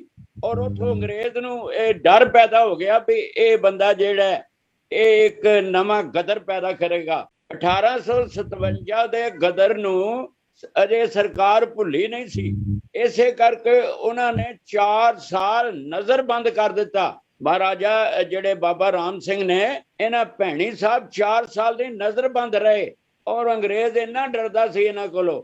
ਉਹ ਨਜ਼ਰਬੰਦੀ ਚੱਕਣ ਤੇ ਫਿਰ ਉਹਨਾਂ ਨੇ ਸਿੱਖ ਪ੍ਰਚਾਰ ਸ਼ੁਰੂ ਕੀਤਾ। ਔਰ ਇਹ ਜਿਹੜੇ ਅੰਗਰੇਜ਼ ਨੇ 21 ਦੇਖੋ ਇਹਨਾਂ ਤੋਂ ਬਾਅਦ ਜਿਹੜੇ ਹਰੀ ਸਿੰਘ ਹੋਏ ਨੇ, ਬਾਬਾ ਹਰੀ ਸਿੰਘ, ਉਹਨਾਂ ਨੂੰ 21 ਸਾਲ ਤੱਕ ਭੈਣੀ ਚੋਂ ਨਹੀਂ ਨਿਕਲਣ ਦਿੱਤਾ। ਔਰ ਜਦੋਂ ਮਹਾਤਮਾ ਗਾਂਧੀ ਦੀ ਮੂਵਮੈਂਟ ਸ਼ੁਰੂ ਕੀਤੀ, ਕਾਫੀ ਜਿਹੜੇ ਕੂਕੇ ਨੇ ਉਹਦੇ ਲਹਿਰ ਵਿੱਚ ਸ਼ਾਮਲ ਹੋ ਗਏ, ਔਰ ਮਹਾਤਮਾ ਗਾਂਧੀ ਨੇ ਉਹਨਾਂ ਕੋਲੋਂ ਬਹੁਤ ਕੁਝ ਸਿੱਖਿਆ ਨਾਨ ਕੋਆਪਰੇਸ਼ਨ ਪ੍ਰਤੀ। ਇਸ ਕਰਕੇ ਉਹਨਾਂ ਦੀ ਜਿਹੜੀ ਇਸੇ ਕਰਕੇ ਉਹਨਾਂ ਦੀਆਂ ਅੰਗਰੇਜ਼ ਵਿਰੁੱਧ ਦਰਅਸਲ ਵਿੱਚ ਉਹ ਮਹਾਰਾਜਾ ਰਣਜੀਤ ਸਿੰਘ ਦੀ ਫੌਜ ਵਿੱਚ ਰਹੇ ਸਨ, ਔਰ ਉਹਨਾਂ ਰਾਜ ਦੇ ਜਿਹੜੀ ਪ੍ਰਭਤਾ ਹੈ, ਰਾਜ ਦਾ ਮਾਣ ਤਾਣ ਤੱਕਿਆ ਸੀ, ਤੇ ਉਹ ਇਸ ਦਰਦ ਨੂੰ ਮਹਿਸੂਸ ਕਰਦੇ ਸਨ ਕਿ ਸਾਡਾ ਰਾਜ ਚਲਾ ਗਿਆ, ਔਰ ਰਾਜ ਨੂੰ ਹੀ ਲੈਣ ਲਈ ਉਹਨਾਂ ਨੇ ਬ੍ਰਿਟਿਸ਼ ਨੂੰ ਹੇਟ ਕਰਨ ਦੀ, ਕਿ ਬ੍ਰਿਟਿਸ਼ ਨੂੰ ਹੇਟ ਕਰੋ, ਇਹਨਾਂ ਦੀ ਹਰ ਚੀਜ਼ ਨੂੰ, ਇਹਨਾਂ ਦੇ ਪਹਿਰਾਵੇ ਨੂੰ, ਇਹਨਾਂ ਦੀਆਂ ਗੱਡੀਆਂ ਨੂੰ, ਔਰ ਉਹਨਾਂ ਨੇ ਬਾਹਰਲੇ ਦੇਸ਼ਾਂ ਤੱਕ ਸੰਬੰਧ ਆਪਣੇ ਜੋੜੇ। ਇਸ ਤਰ੍ਹਾਂ ਕੂਕਾ ਮੂਵਮੈਂਟ ਜਿਹੜੀ ਹੈ ਬਹੁਤ ਵੱਡੀ ਤੇਰੀ ਰਾਜਸੀ ਅੰਦੋਲਨ ਹੈ, ਔਰ ਉਹਦੇ ਕੂਕਿਆਂ ਨੇ ਥੋੜਾ ਜਿਹਾ ਆਊਟ ਆਫ ਕੰਟਰੋਲ ਹੋਣ ਕਰਕੇ ਬੁੱਚੜਾ ਨੂੰ ਮਾਰਿਆ, ਤੇ ਇਸ ਕਰਕੇ ਇਹਦੇ ਚ ਵਾਇਲੈਂਸ ਥੋੜਾ ਬਹੁਤ ਆਇਆ। ਡਾਕਟਰ ਸਾਹਿਬ ਇਹਨਾਂ ਨੂੰ ਕੂਕੇ ਕਿਉਂ ਕਹਿੰਦੇ ਆ? ਇਹ ਸਰ ਇਹ ਕੂਕਦੇ ਨੇ, ਕੂਕਾ ਹੁੰਦਾ ਕੂਕਣਾ। ਇਹ ਜਦੋਂ ਇਹ ਮਸਤਾਨੇ ਹੋ ਜਾਂਦੇ ਨੇ, ਇਹ دیਵਾਨੇ ਹੋ ਜਾਂਦੇ ਨੇ, ਜਦੋਂ ਭਗਤੀ ਕਰਦੇ ਨੇ, ਕੂਕ ਕੂਕ ਕੇ ਕੀਰਤਨ ਕਰਦੇ ਨੇ, ਔਰ ਇਹਨਾਂ ਦੀ ਆਤਮਾ ਦੇ ਵਿੱਚੋਂ ਡਰ ਜਿਹੜਾ ਨਿਕਲ ਜਾਂਦਾ ਹੈ, ਔਰ ਸਿਰਫ ਰੱਬ ਇਹਨਾਂ ਦੇ ਨੇੜੇ ਰਹਿ ਜਾਂਦਾ। ਇਹ ਕੋਈ ਬਹੁਤੀਆਂ ਜਿਹੜੀਆਂ ਧਾਰਮਿਕ ਰਸਮਾਂ ਰੀਤਾਂ ਨਹੀਂ ਸੀ ਕਰਦੇ, ਇਹ ਤੇ ਵਾਹਿਗੁਰੂ ਵਾਹਿਗੁਰੂ ਦੀ ਕੂਕਦੇ ਸਨ। ਤੇ ਜਦੋਂ ਰੌਲਾ ਪਿਆਇਆ ਜਾਏ ਨਾ, ਸਰੀਰ ਦੇ ਅੰਦਰ ਰੌਲਾ ਕੂਕਣਾ ਪੈਦਾ ਹੋ ਜਾਏ, ਤੇ ਜਿਹੜੀਆਂ ਦੂਜੀਆਂ ਸ਼ਕਤੀਆਂ ਨੇ ਸਰੀਰ ਦੀਆਂ, ਉਹ ਆਪੇ ਡਿਮ ਹੋ ਜਾਂਦੀਆਂ ਨੇ। ਇਹ ਬੰਦਾ ਆਪ ਜਿਹੜਾ ਰੌਲਾ ਪਾਵੇ ਕਿ ਮੈਂ ਰੱਬ ਹਾਂ, ਮੇਰੇ ਅੰਦਰ ਰੱਬ ਹੈ, ਤੇ ਇਹ ਜਿਹੜੀਆਂ ਸ਼ਕਤੀਆਂ ਆਪੇ ਖਤਮ ਹੋ ਜਾਂਦੀਆਂ। ਇਹ ਗੱਲ ਉਹੀ ਹੋ ਗਈ। ਇੱਥੇ ਸਾਡੇ ਕੁਇਕਰਸ ਹੁੰਦੇ ਆ, ਇੱਥੇ USA ਦੇ ਵਿੱਚ ਕ੍ਰਿਸਚੀਅਨ ਦਾ ਇੱਕ ਸੈਕਟਰ ਨੂੰ ਕੁਇਕਰਸ ਕਹਿੰਦੇ ਆ। ਉਹ ਜਦੋਂ ਆ ਜਾਂਦੇ ਨਾ ਜੋਸ਼ ਦੇ ਵਿੱਚ, ਸਪਿਰਿਚੁਅਲ ਜੋਸ਼ ਦੇ, ਕੰਬਣ ਲੱਗ ਜਾਂਦੇ ਆ ਜਿਵੇਂ ਅਰਥਕੁਇਕ ਆਇਆ ਹੁੰਦਾ। ਉੱਥੋਂ ਉਹਨਾਂ ਦਾ ਨਾਮ ਕੁਇਕਰ ਪੈ ਗਿਆ। ਇਸੇ ਤਰ੍ਹਾਂ ਸ਼ੇਕਰ ਹੁੰਦੇ ਨੇ, ਉਹ ਸ਼ੇਕ ਕਰਨ ਲੱਗ ਜਾਂਦੇ ਨੇ। ਇਸ ਤਰ੍ਹਾਂ ਪੈਂਟੇਕਾਸਟਲ ਪੀਪਲ ਐਸੇ ਉਹਨਾਂ ਦੇ ਜਿਹੜੇ ਨੇ। ਭਾਈ ਰਣਧੀਰ ਸਿੰਘ ਦਾ ਜਿਹੜਾ ਕੀਰਤਨ ਹੈ, ਇਹ ਵੀ ਕੂਕਣਾ ਹੈ। ਕਰੀ ਰਾਤ ਕੂਕਦੇ ਨੇ। ਤੇ ਆਪਣੀਆਂ ਦੇਖੋ ਅੰਦਰ ਜਿਹੜੀਆਂ ਸ਼ੈਤਾਨੀ ਸ਼ਕਤੀਆਂ ਨੇ, ਉਹ ਵੀ ਅੰਦਰੋਂ ਸਾਨੂੰ ਪਸ਼ੂ ਬਣਾਉਣ ਤੇ ਲੱਗੀਆਂ ਹੋਈਆਂ ਨੇ। ਉਹ ਪਸ਼ੂ ਬਣਾਉਣ ਵਾਲੀਆਂ ਸ਼ਕਤੀਆਂ ਨੂੰ ਦਬਾਉਣ ਲਈ ਇਹ ਵਾਹਿਗੁਰੂ ਵਾਹਿਗੁਰੂ ਦਾ ਸਿਮਰਨ ਜਿਹੜਾ ਭਾਈ ਰਣਧੀਰ ਸਿੰਘ ਨੇ ਚਲਾਇਆ, ਇਹ ਵੀ ਉਹੀ ਕੂਕਿਆਂ ਦੇ ਇੱਕ ਕਿਸਮ ਦਾ ਅਸਰ ਸੀ। Interesting, thank you for sharing. ਇਹ ਜਿਹੜੀਆਂ ਨਵੀਆਂ ਗੱਲਾਂ ਨੇ, I wasn't aware of it. ਹਾਂਜੀ, ਇਹ ਮੈਨੂੰ ਪਤਾ ਨਹੀਂ ਸੀ ਬਾਤ ਸੀ ਇਸ ਪਾਸੇ। ਹਾਂਜੀ ਡਾਕਟਰ ਵਿੰਦਰ ਸਿੰਘ। ਹਾਂਜੀ, ਗੁਰੂ ਗ੍ਰੰਥ ਸਾਹਿਬ ਸ਼ਬਦ ਵੀ ਹੈ ਕਬੀਰ ਜੀ ਦਾ, ਕਬੀਰ ਕੇਸੋ ਕੇਸੋ ਕੂਕੀ। ਕੂਕਾ ਲਫ਼ਜ਼ ਤੁਸੀਂ ਕਹਿ ਰਹੇ ਸੀ ਨਾ, ਉਹ ਲੱਭ ਜਾਂਦਾ ਹੈ। ਕਬੀਰ ਕੇਸੋ ਕੇਸੋ ਕੂਕੀਏ, ਨਾ ਸੋਈਏ ਆਸਾਰ, ਰਾਤ ਦਿਵਸ ਕੇ ਕੂਕਰੇ, ਕਬੂ ਕੇ ਸਦਾ ਕੁਤਾ। Thank you. We are lucky. Harveer has joined us too. Harveer, we are talking about the impact of the Kuka ਲਹਿਰ। ਵੀ ਉਹ ਸ਼ੁਰੂ ਕਿਵੇਂ ਹੋਈ ਤੇ ਉਹਦਾ ਕੀ ਇੰਪੈਕਟ ਹੋਇਆ ਸਾਡੇ ਇਤਿਹਾਸ ਦੇ ਵਿੱਚ as a consequence of fall of Sikh Empire। ਤੇ ਉਸ ਤੋਂ ਬਾਅਦ ਫਿਰ ਉਹਦੇ ਤੋਂ ਕੀ lessons create ਹੋਏ ਤੇ how it affected the freedom movement of India. This is what we're talking about, Harveer. Are you there? Are you there, Harveer? ਅੱਛਾ ਗਿਆਨੀ ਧਰਮ ਸਿੰਘ ਜੀ, ਤੁਸੀਂ ਹੋਰ ਇੱਥੇ ਕੋਈ ਚੀਜ਼ ਐਡ ਕਰਨੀ ਹੋਵੇ ਕੁਕਿਆਂ ਬਾਬਤ? ਜਿਹੜਾ ਕਨਸੈਪਟ ਚੱਲ ਰਿਹਾ ਸੀਗਾ ਉਹਨਾਂ ਦੇ ਨਾਮ ਤੋਂ ਪਿਆ, ਤੇ ਉਹਨਾਂ ਦਾ ਨਾਮ ਇਸੇ ਕਰਕੇ ਆ ਕੂਕਰ ਤੋਂ ਹੋਈਆਂ। ਤੇ ਜਿਹੜੇ ਬਾਕੀ ਦੀਆਂ ਗੱਲਾਂ ਹੈਗੀਆਂ ਨੇ ਵੀ ਪਤਾ ਨਹੀਂ, ਮੈਂ ਗਲਤ ਵੀ ਹੋ ਸਕਦਾ ਵੀ ਜਿਹੜਾ ਗੁਰਮਤਿ ਦਾ ਸਿਧਾਂਤ ਉਹਦੇ ਵਿੱਚ ਇਹੋ ਜਿਹਾ ਕੋਈ ਸੰਕਲਪ ਨਹੀਂ ਆ ਵੀ ਬਹੁਤਾ ਉੱਚੀ ਕੂਕ ਕੇ ਵੀ ਅੰਦਰੋਂ ਜਿਹੜੀਆਂ ਉਹ ਮਰ ਜਾਂਦੀਆਂ ਨੇ, ਜਿਹੜੀਆਂ ਸ਼ੈਤਾਨੀ ਬਿਰਤੀਆਂ ਨੇ। ਤੇ ਗੁਰਬਾਣੀ ਦੇ ਵਿੱਚ ਤੇ ਬੜਾ ਸਹਿਜ ਦਾ ਮਾਰਗ ਦੱਸਿਆ ਗਿਆ ਵਾ। ਗੁਰੂ ਸਾਹਿਬ ਜੀ ਕੀਰਤਨ ਕਰਦੇ ਰਹੇ, ਉਹ ਪ੍ਰੋਪਰਟੀ ਪਰੰਪਰਾ ਦੇ ਵੀ ਸਾਡੇ ਚੱਲੀ ਜਾਂਦੀ ਆ। ਤੇ ਇਸ ਕਰਕੇ ਗੱਲ ਤੇ ਸ਼ਬਦ ਦੇ ਨਾਲ ਸੁਰਤ ਨੂੰ ਜੋੜਨ ਦੀ ਆ। ਜਦੋਂ ਸੁਰਤ ਸ਼ਬਦ ਨਾਲ ਜੁੜੇਗੀ ਤੇ ਉਹਦੇ ਭਾਵ ਨੂੰ ਕਬੂਲ ਕਰਕੇ ਤੇ ਫੇਰ ਹੀ ਮਨ ਤਗੜਾ ਹੋ ਕੇ ਤੇ ਉਹਨਾਂ ਰਾਹ ਤਾਂ ਇਹੀ ਹੈ ਜੀ, ਰਾਹ ਤਾਂ ਇਹੀ ਹੈ। ਪਰ ਪੀਪਲ ਡਿਵੈਲਪ ਵੇਰੀਏਸ਼ਨ ਜਾਂਦੇ ਜਾਂਦੇ, ਜਿਵੇਂ ਖਿਲਾੜੀ ਹੁੰਦੇ ਆ ਨਾ ਜੀ, ਵੱਖੋ ਵੱਖਰੀ ਖੇਲਾਂ ਪੈਂਤਰੇ ਲਾਉਣ ਲੱਗ ਜਾਂਦੇ ਨੇ। This is one of their ਪੈਂਤਰਾ ਹੈ ਨੀ। ਤੇ ਅੱਛਾ ਹਰਵੀਰ, ਆਪ ਵੀ ਬਾਤ I don't know if you got it ਕਿ ਕੀ ਅਸੀਂ ਡਿਸਕਸ ਕਰ ਰਹੇ ਹਾਂ। Are you there Harvir?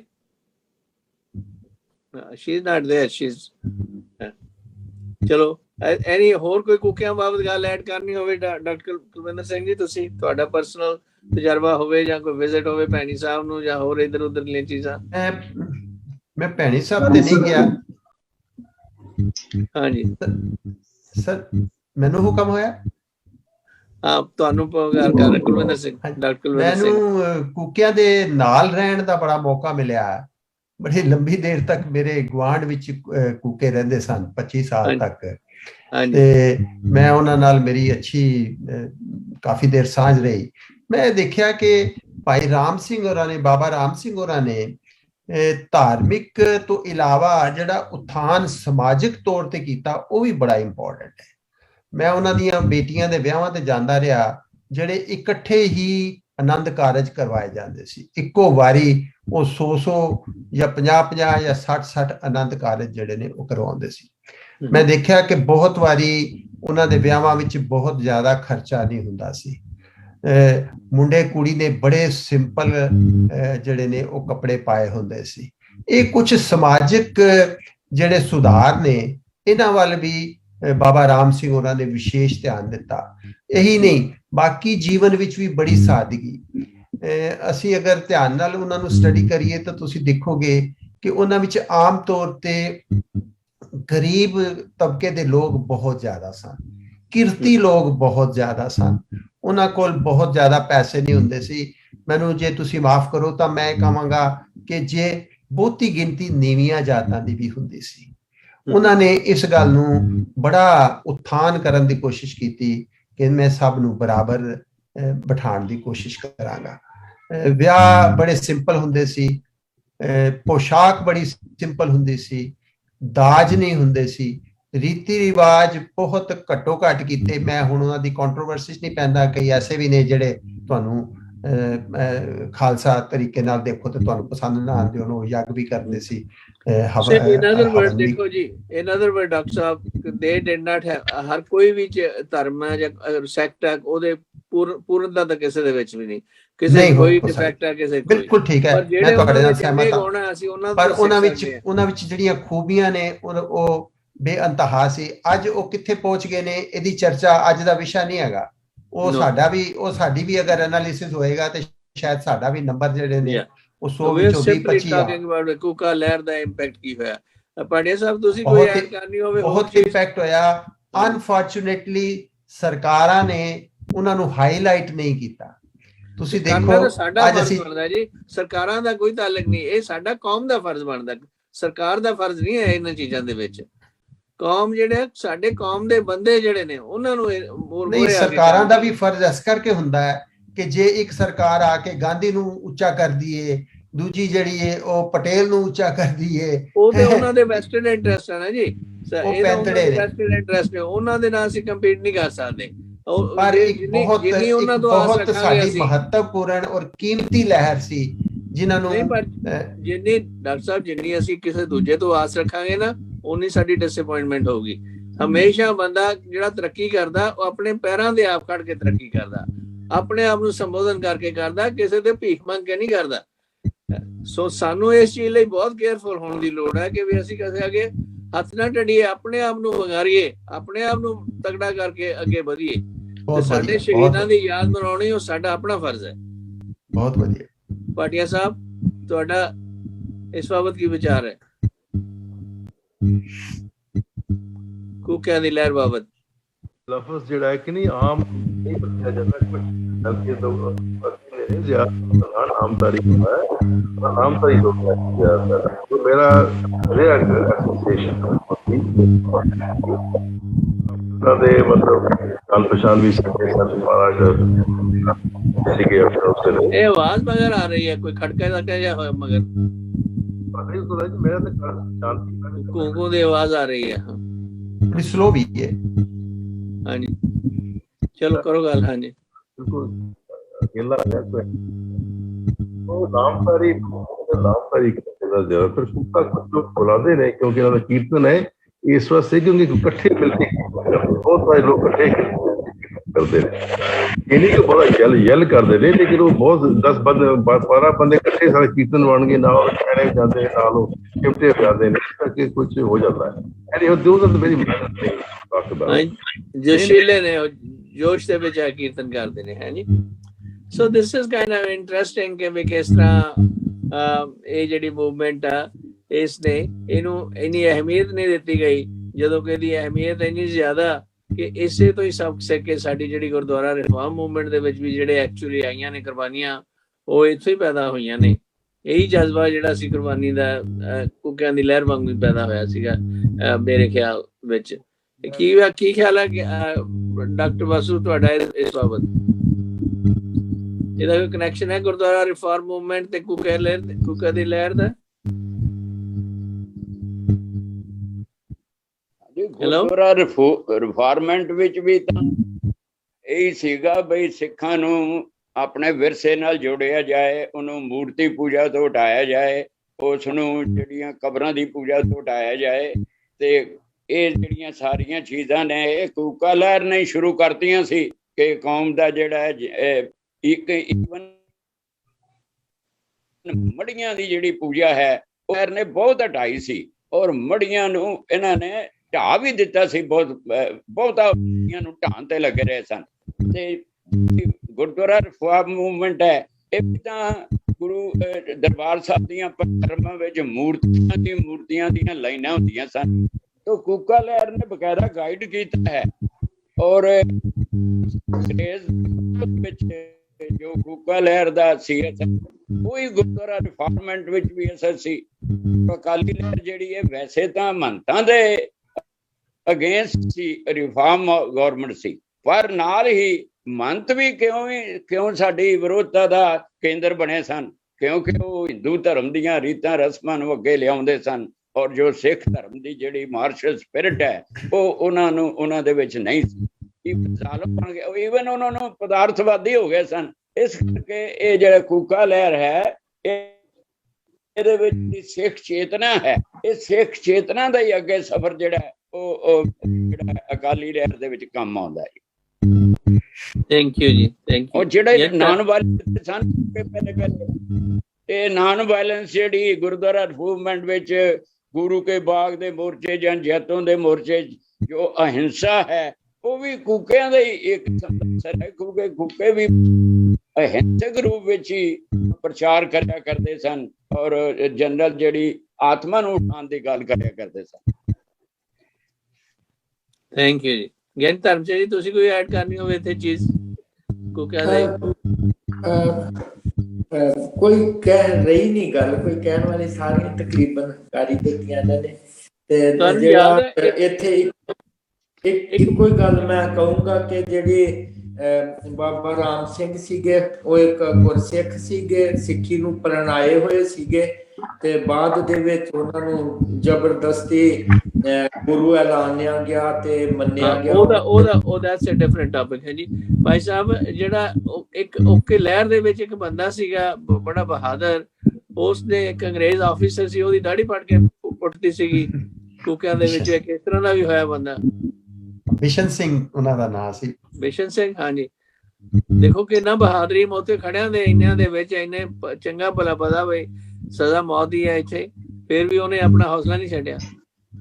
It's amazing. ਹਾਂਜੀ, ਉਹ ਜਦੋਂ ਸਭ ਨੂੰ ਉਡਾਇਆ ਜਾ ਰਿਹਾ ਸੀ ਤੋਪਾਂ ਨਾਲ, ਤਾਂ ਉਹ ਛੋਟਾ ਸੀ, ਉਹਦੀ ਉਮਰ ਘੱਟ ਸੀ, ਤੇ ਇਹ ਫੈਸਲਾ ਹੋਇਆ ਕਿਉਂਕਿ ਇਹਨੂੰ ਫਾਂਸੀ ਨਹੀਂ ਦਿੱਤੀ ਜਾ ਸਕਦੀ, ਇਹ ਬੱਚਾ ਹੈ। ਉਹ ਫਿਰ ਅੰਗਰੇਜ਼ ਦੇ ਕੋਲ ਗਿਆ, ਔਰ ਉਸ ਅੰਗਰੇਜ਼ ਦੀ ਦਾੜੀ ਸੀ ਜਿਸ ਦੇ ਹੁਕਮ ਨਾਲ ਇਹ ਸਾਰੀ ਤੋਪਾਂ ਨਾਲ ਉਡਾਏ ਜਾ ਰਹੇ ਸੀ। ਉਹਨੇ ਫਿਰ ਉਹਦੀ ਦਾੜੀ ਪਕੜ ਕੇ ਖਿੱਚੀ, ਕਹਿੰਦੇ ਨੇ ਉਦੋਂ ਤੱਕ ਨਹੀਂ ਛੱਡੀ ਜਦੋਂ ਤੱਕ ਉਹਨੂੰ ਕੱਟਣਾ ਪਿਆ, ਉਹਨੇ ਤਾਂ ਉਹਦੀ ਦਾੜੀ ਨੂੰ ਛੱਡਿਆ। ਤੇ ਉਸਦੀ ਬਹਾਦਰੀ ਜਿਹੜੀ ਹੈ ਉਹ ਇਹ ਬੜੀ ਸਿੱਖ ਤਾਂ ਜੋ ਵੀ, ਪਰ ਕੂਕਾ ਲਹਿਰ ਵਿੱਚ ਜਾਂ ਨਾਮਧਾਰੀ ਅਜੇ ਤੱਕ ਉਸਦੀ ਸ਼ਹਾਦਤ ਨੂੰ ਬਹੁਤ ਆਫਕੋਰਸ ਉਹਨੂੰ ਕੀਤਾ ਵੀ ਜਾਣਾ ਚਾਹੀਦਾ, ਉਹਨੂੰ ਹਾਈਲਾਈਟ ਕਰਦੇ ਨੇ। ਦਿੱਲੀ ਵਿੱਚ ਇੱਕ ਬਹੁਤ ਵੱਡਾ ਸਕੂਲ ਹੈ ਬਿਸ਼ਨ ਸਿੰਘ ਮੈਮੋਰੀਅਲ ਸਕੂਲ, ਜਿਹਦੇ ਵਿੱਚ ਮੈਨੂੰ ਕਈ ਵਾਰ ਜਾਣ ਦਾ ਮੌਕਾ ਮਿਲਿਆ। ਹਾਂ, ਇਸ ਨੂੰ ਬੜਾ ਹਾਈਲਾਈਟ ਕਰਦੇ ਨੇ, ਔਰ ਇਹਦੀ ਉੱਥੇ ਹਰ ਸਾਲ ਇੱਕ ਕੰਪੀਟੀਸ਼ਨ ਹੁੰਦਾ ਹੈ। ਮੇਰਾ ਮਤਲਬ ਇਹ ਐਸੀ ਨਿਡਰਤਾ ਵਾਲੀ ਜਿਹੜੀ ਗੱਲ ਹੈ, ਜਿਹੜਾ ਨਿਰਭਉ ਦੀ ਅਸੀਂ ਗੱਲ ਤੋਂ ਸ਼ੁਰੂ ਕੀਤਾ ਸੀ, ਉਹ ਬਾਬਾ ਰਾਮ ਸਿੰਘ ਹੋਰਾਂ ਨੇ ਡੈਫੀਨੇਟਲੀ ਆਪਣੇ ਸਿੱਖਾਂ ਵਿੱਚ ਉਹ ਸਪਿਰਿਟ ਪੈਦਾ ਕਰ ਦਿੱਤੀ ਸੀ। ਉਹ ਜਿਹੇ ਪਰਸਨ ਕ੍ਰੀਏਟ ਕਰ ਦਿੱਤੇ ਸੀ ਜਿਹੜੇ ਸਾਦਗੀ ਨਾਲ ਔਰ ਨਿਰਭੈਤਾ ਨਾਲ ਅੱਗੇ ਵੱਧ ਸਕਣ, ਔਰ ਸੱਚ ਦੇ ਮਾਰਗ ਉੱਤੇ ਚੱਲ ਸਕਣ ਔਰ ਦੇਸ਼ ਦੀ ਆਜ਼ਾਦੀ ਲਈ ਪਹਿਲਾ ਪੱਥਰ ਜਿਹੜਾ ਉਹ ਰੱਖ ਸਕਣ, ਨੀਂਹ ਰੱਖ ਸਕਣ। ਇਹੋ ਜਿਹੀ ਸਪਿਰਿਟ ਦਾ ਯਕੀਨਨ ਬਾਬਾ ਰਾਮ ਸਿੰਘ ਹੋਰਾਂ ਨੇ ਨਾਮਧਾਰੀ ਲਹਿਰ ਚਲਾ ਕੇ ਉਹ ਕੀਤੀ ਸੀ। ਅਸੀਂ ਬਾਅਦ ਦੀਆਂ ਰਾਜਨੀਤਿਕ ਜਿਹੜੀਆਂ ਸਰਗਰਮੀਆਂ ਨੇ, ਉਹਨਾਂ ਨੇ ਸਰਗਰਮੀਆਂ ਨੇ ਸਿਰਫ ਇਹੀ ਕੀਤਾ ਕਿ ਇਸ ਮਾਰਗ ਨੂੰ ਪਰਪੱਕ ਕੀਤਾ ਔਰ ਇਹਦੀ ਰੇਂਜ ਵੱਡੀ ਹੋ ਗਈ, ਇਹ ਦੇਸ਼ ਦੇ ਬਾਕੀ ਹਿੱਸਿਆਂ ਵਿੱਚ ਵੀ ਫੈਲ ਗਈ ਔਰ ਸਾਰਾ ਕ੍ਰੈਡਿਟ ਜਿਹੜਾ ਉਹ ਮਹਾਤਮਾ ਗਾਂਧੀ ਨੂੰ ਚਲਾ ਗਿਆ। ਬਾਕੀ ਅਸੀਂ ਉਹਦਾ ਕਾਰਨ ਇਹ ਹੁੰਦਾ ਹੈ ਜੀ, ਕਿਉਂਕਿ ਅਸੀਂ ਆਪ ਜਦੋਂ ਆਪਣਾ ਰੋਲ ਨਹੀਂ ਨਾ ਪਲੇ ਕਰਦੇ ਤੇ ਸਾਡੀਆਂ ਹੀ ਚੀਜ਼ਾਂ ਚੁੱਕ ਕੇ ਕੋਈ ਦੂਜਾ ਕਹਿੰਦਾ ਇਹ ਤਾਂ ਮੇਰੀਆਂ ਨੇ। ਅੱਜ ਵੀ ਤੁਸੀਂ ਅਗਰ ਇਹਨੂੰ ਹਾਈਲਾਈਟ ਕਰੋਗੇ ਨਾ, ਤੁਸੀਂ ਤੇ ਇਹਨੂੰ ਐਡਿਟ ਕਰ ਰਹੇ ਹੋ ਕਿ ਮੈਂ ਸਿਰਫ ਇੱਥੇ ਤੱਕ ਰਹਿਣਾ ਚਾਹੁੰਦਾ। ਜੇ ਤੁਸੀਂ ਇਹਨੂੰ ਅਜੇ ਵੀ ਥੋੜਾ ਜਿਹਾ ਖੋਲ ਦਿਓ ਨਾ ਇਹਦੇ ਦਰਵਾਜ਼ੇ, ਤਾਂ ਇਹਦੇ ਅਗੇਂਸਟ ਸਾਡੇ ਵਿੱਚੋਂ ਹੀ ਬੋਲਣ ਵਾਲੀਆਂ ਬਹੁਤ ਸਾਰੀਆਂ ਸ਼ਕਤੀਆਂ ਜਿਹੜੀਆਂ ਨੇ ਉਹ ਪੈਦਾ ਹੋ ਜਾਣਗੀਆਂ। ਸੋ ਮੈਂ ਇਹ ਚਾਹਾਂਗਾ ਕਿ ਜਿੱਥੇ ਤੱਕ ਹੋ ਸਕੇ ਸਾਨੂੰ ਵਿਤਕਰੇ ਜਿਹੜੇ ਨੇ ਉਹਨਾਂ ਤੋਂ ਮੁਕਤ ਹੋ ਕੇ ਜਿੱਥੇ ਜਿੱਥੇ ਸਾਡੇ ਪੋਜ਼ਿਟਿਵ ਸਟੈਪਸ ਨੇ ਉਹਨਾਂ ਦਾ ਸਾਨੂੰ ਫਾਇਦਾ ਉਠਾਉਣਾ ਚਾਹੀਦਾ। I agree. I think that's a good point. ਦੇਖੋ ਹੁਣ ਗਾਂ ਲਈ ਸਾਡਾ ਜਿਹੜਾ ਪ੍ਰੋਗਰਾਮ ਆ ਰਿਹਾ ਨੈਕਸਟ ਵੀਕ, ਉਹਦੇ ਵਿੱਚ ਅਸੀਂ we are going to talk about ਕੁਝ ਜਿਹੜਾ ਇੱਥੇ ਰਹਿ ਗਿਆ ਹੋਵੇ ਗੱਲਬਾਤ, ਉਹ ਤੁਸੀਂ ਕਰ ਸਕਦੇ ਆ। ਔਰ ਪਲੱਸ ਭਾਈ ਮਹਾਰਾਜ ਸਿੰਘ ਵਰਗੀ ਪਰਸਨੈਲਿਟੀ ਜਿਹੜੀ ਆ ਉਹਦੇ ਵੀ ਸਾਨੂੰ ਥੋੜਾ ਜਿਹਾ ਟਾਈਮ ਲਾਉਣਾ ਚਾਹੀਦਾ ਸੋਚਣ ਵਿਚਾਰਨ ਦੇ ਲਈ ਕਿ ਉਹਨਾਂ ਦਾ ਕੀ ਰੋਲ ਸੀਗਾ। ਤੇ ਫਿਰ ਉਸ ਤੋਂ ਬਾਅਦ ਜਿਹੜੇ ਸ਼ੁਰੂ ਹੋ ਜਾਂਦੇ ਹੈਗੇ ਨੇ ਜਿਹਨੂੰ ਅਸੀਂ ਗਦਰੀ ਬਾਬੇ ਕਹਿੰਦੇ ਆ, ਹਾਂਜੀ, ਜਿਨ੍ਹਾਂ ਦੀਆਂ ਬੱਬਰ ਸ਼ੇਰ ਵਗੈਰਾ ਜਿਨ੍ਹਾਂ ਨੇ ਕੁਰਬਾਨੀਆਂ ਦਿੱਤੀਆਂ ਨੇ, ਫਿਰ ਗਦਰ ਮੂਵਮੈਂਟ ਆ ਜਾਂਦੀ ਹੈ। ਇਹ ਸਾਰੀਆਂ ਚੀਜ਼ਾਂ ਜਿਹੜੀਆਂ ਇਹਨਾਂ ਦਾ ਫਿਰ ਵਿੱਚ ਹੀ ਆ ਜਾਂਦੇ ਆ, gurdwara reforms and then Singh Sabha ਦੀ ਲਹਿਰ ਵੀ, ਇਹ ਸਾਰੀਆਂ ਜਿਹੜੀਆਂ ਇੱਕ ਦੂਜੇ ਨਾਲ ਇੰਟਰ ਰਿਲੇਟਡ ਨੇ। ਇਹ ਸਾਰੀਆਂ ਜਿਹੜੀਆਂ ਚੀਜ਼ਾਂ ਨੇ ਇਨਕਲੂਡਿੰਗ ਜਲਿਆਂਵਾਲਾ ਬਾਗ ਦੀ ਜਿਹੜੀ ਟ੍ਰੈਜਡੀ ਹੈ, ਇਹ ਸਾਰੀਆਂ ਚੀਜ਼ਾਂ ਦੇ are the outcome of after the fall of the Sikh Empire. ਉਹਦੇ ਨਾਲ ਹੀ ਚੀਜ਼ਾਂ ਇਹ ਸਾਰੀਆਂ ਜਿਹੜੀਆਂ ਨੇ ਇੰਟਰ ਰਿਲੇਟਡ ਨੇ।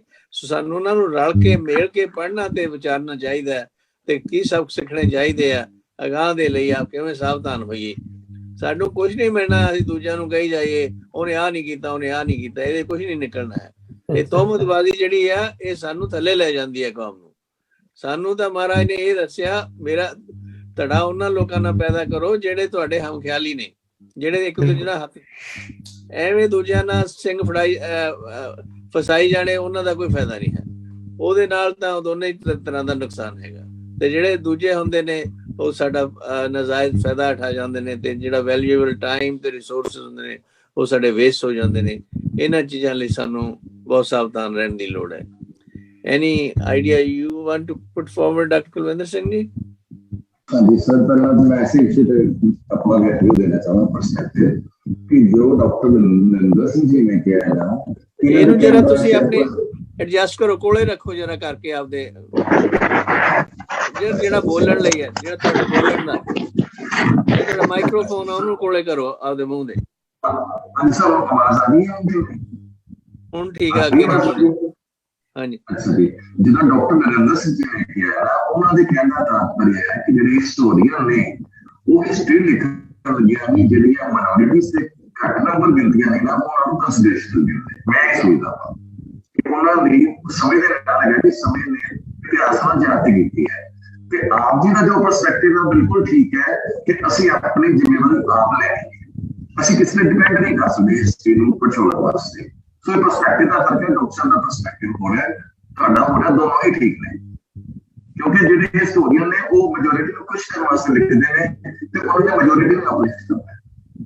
ਮਾਈਨੋਰਿਟੀਜ਼ ਨੇ ਕੀ ਕੀਤਾ ਉਹਦਾ ਮੈਂਸ਼ਨ ਹੀ ਨਹੀਂ ਆਉਂਦਾ। ਮੇਬੀ ਕਿ ਇਸ ਪੱਖ ਤੋਂ ਡਾਕਟਰ ਨਰਿੰਦਰ ਸਿੰਘ ਜੀ ਹੈ। ਤੇ ਸਰ ਬਾਕੀ ਜਿਹੜਾ ਤੁਸੀਂ ਗੱਲ ਕਰਦੇ ਸੀ ਆਪਣਾ ਜਿਹੜੀ ਵਾਇਰਸ ਹੈ, ਮੈਂ ਛੋਟਾ ਸਾ ਇੱਕ ਵਾਰੀ ਸ਼ਬਦ ਦੀ ਡਿਸਕਸ਼ਨ ਹੋ ਗਈ, ਐਡਜਸਟ ਕਰੋ ਜੀ, ਆਵਾਜ਼ ਐਡਜਸਟ ਕਰੋ, ਫਿਰ ਗੱਲਬਾਤ ਉੱਥੇ।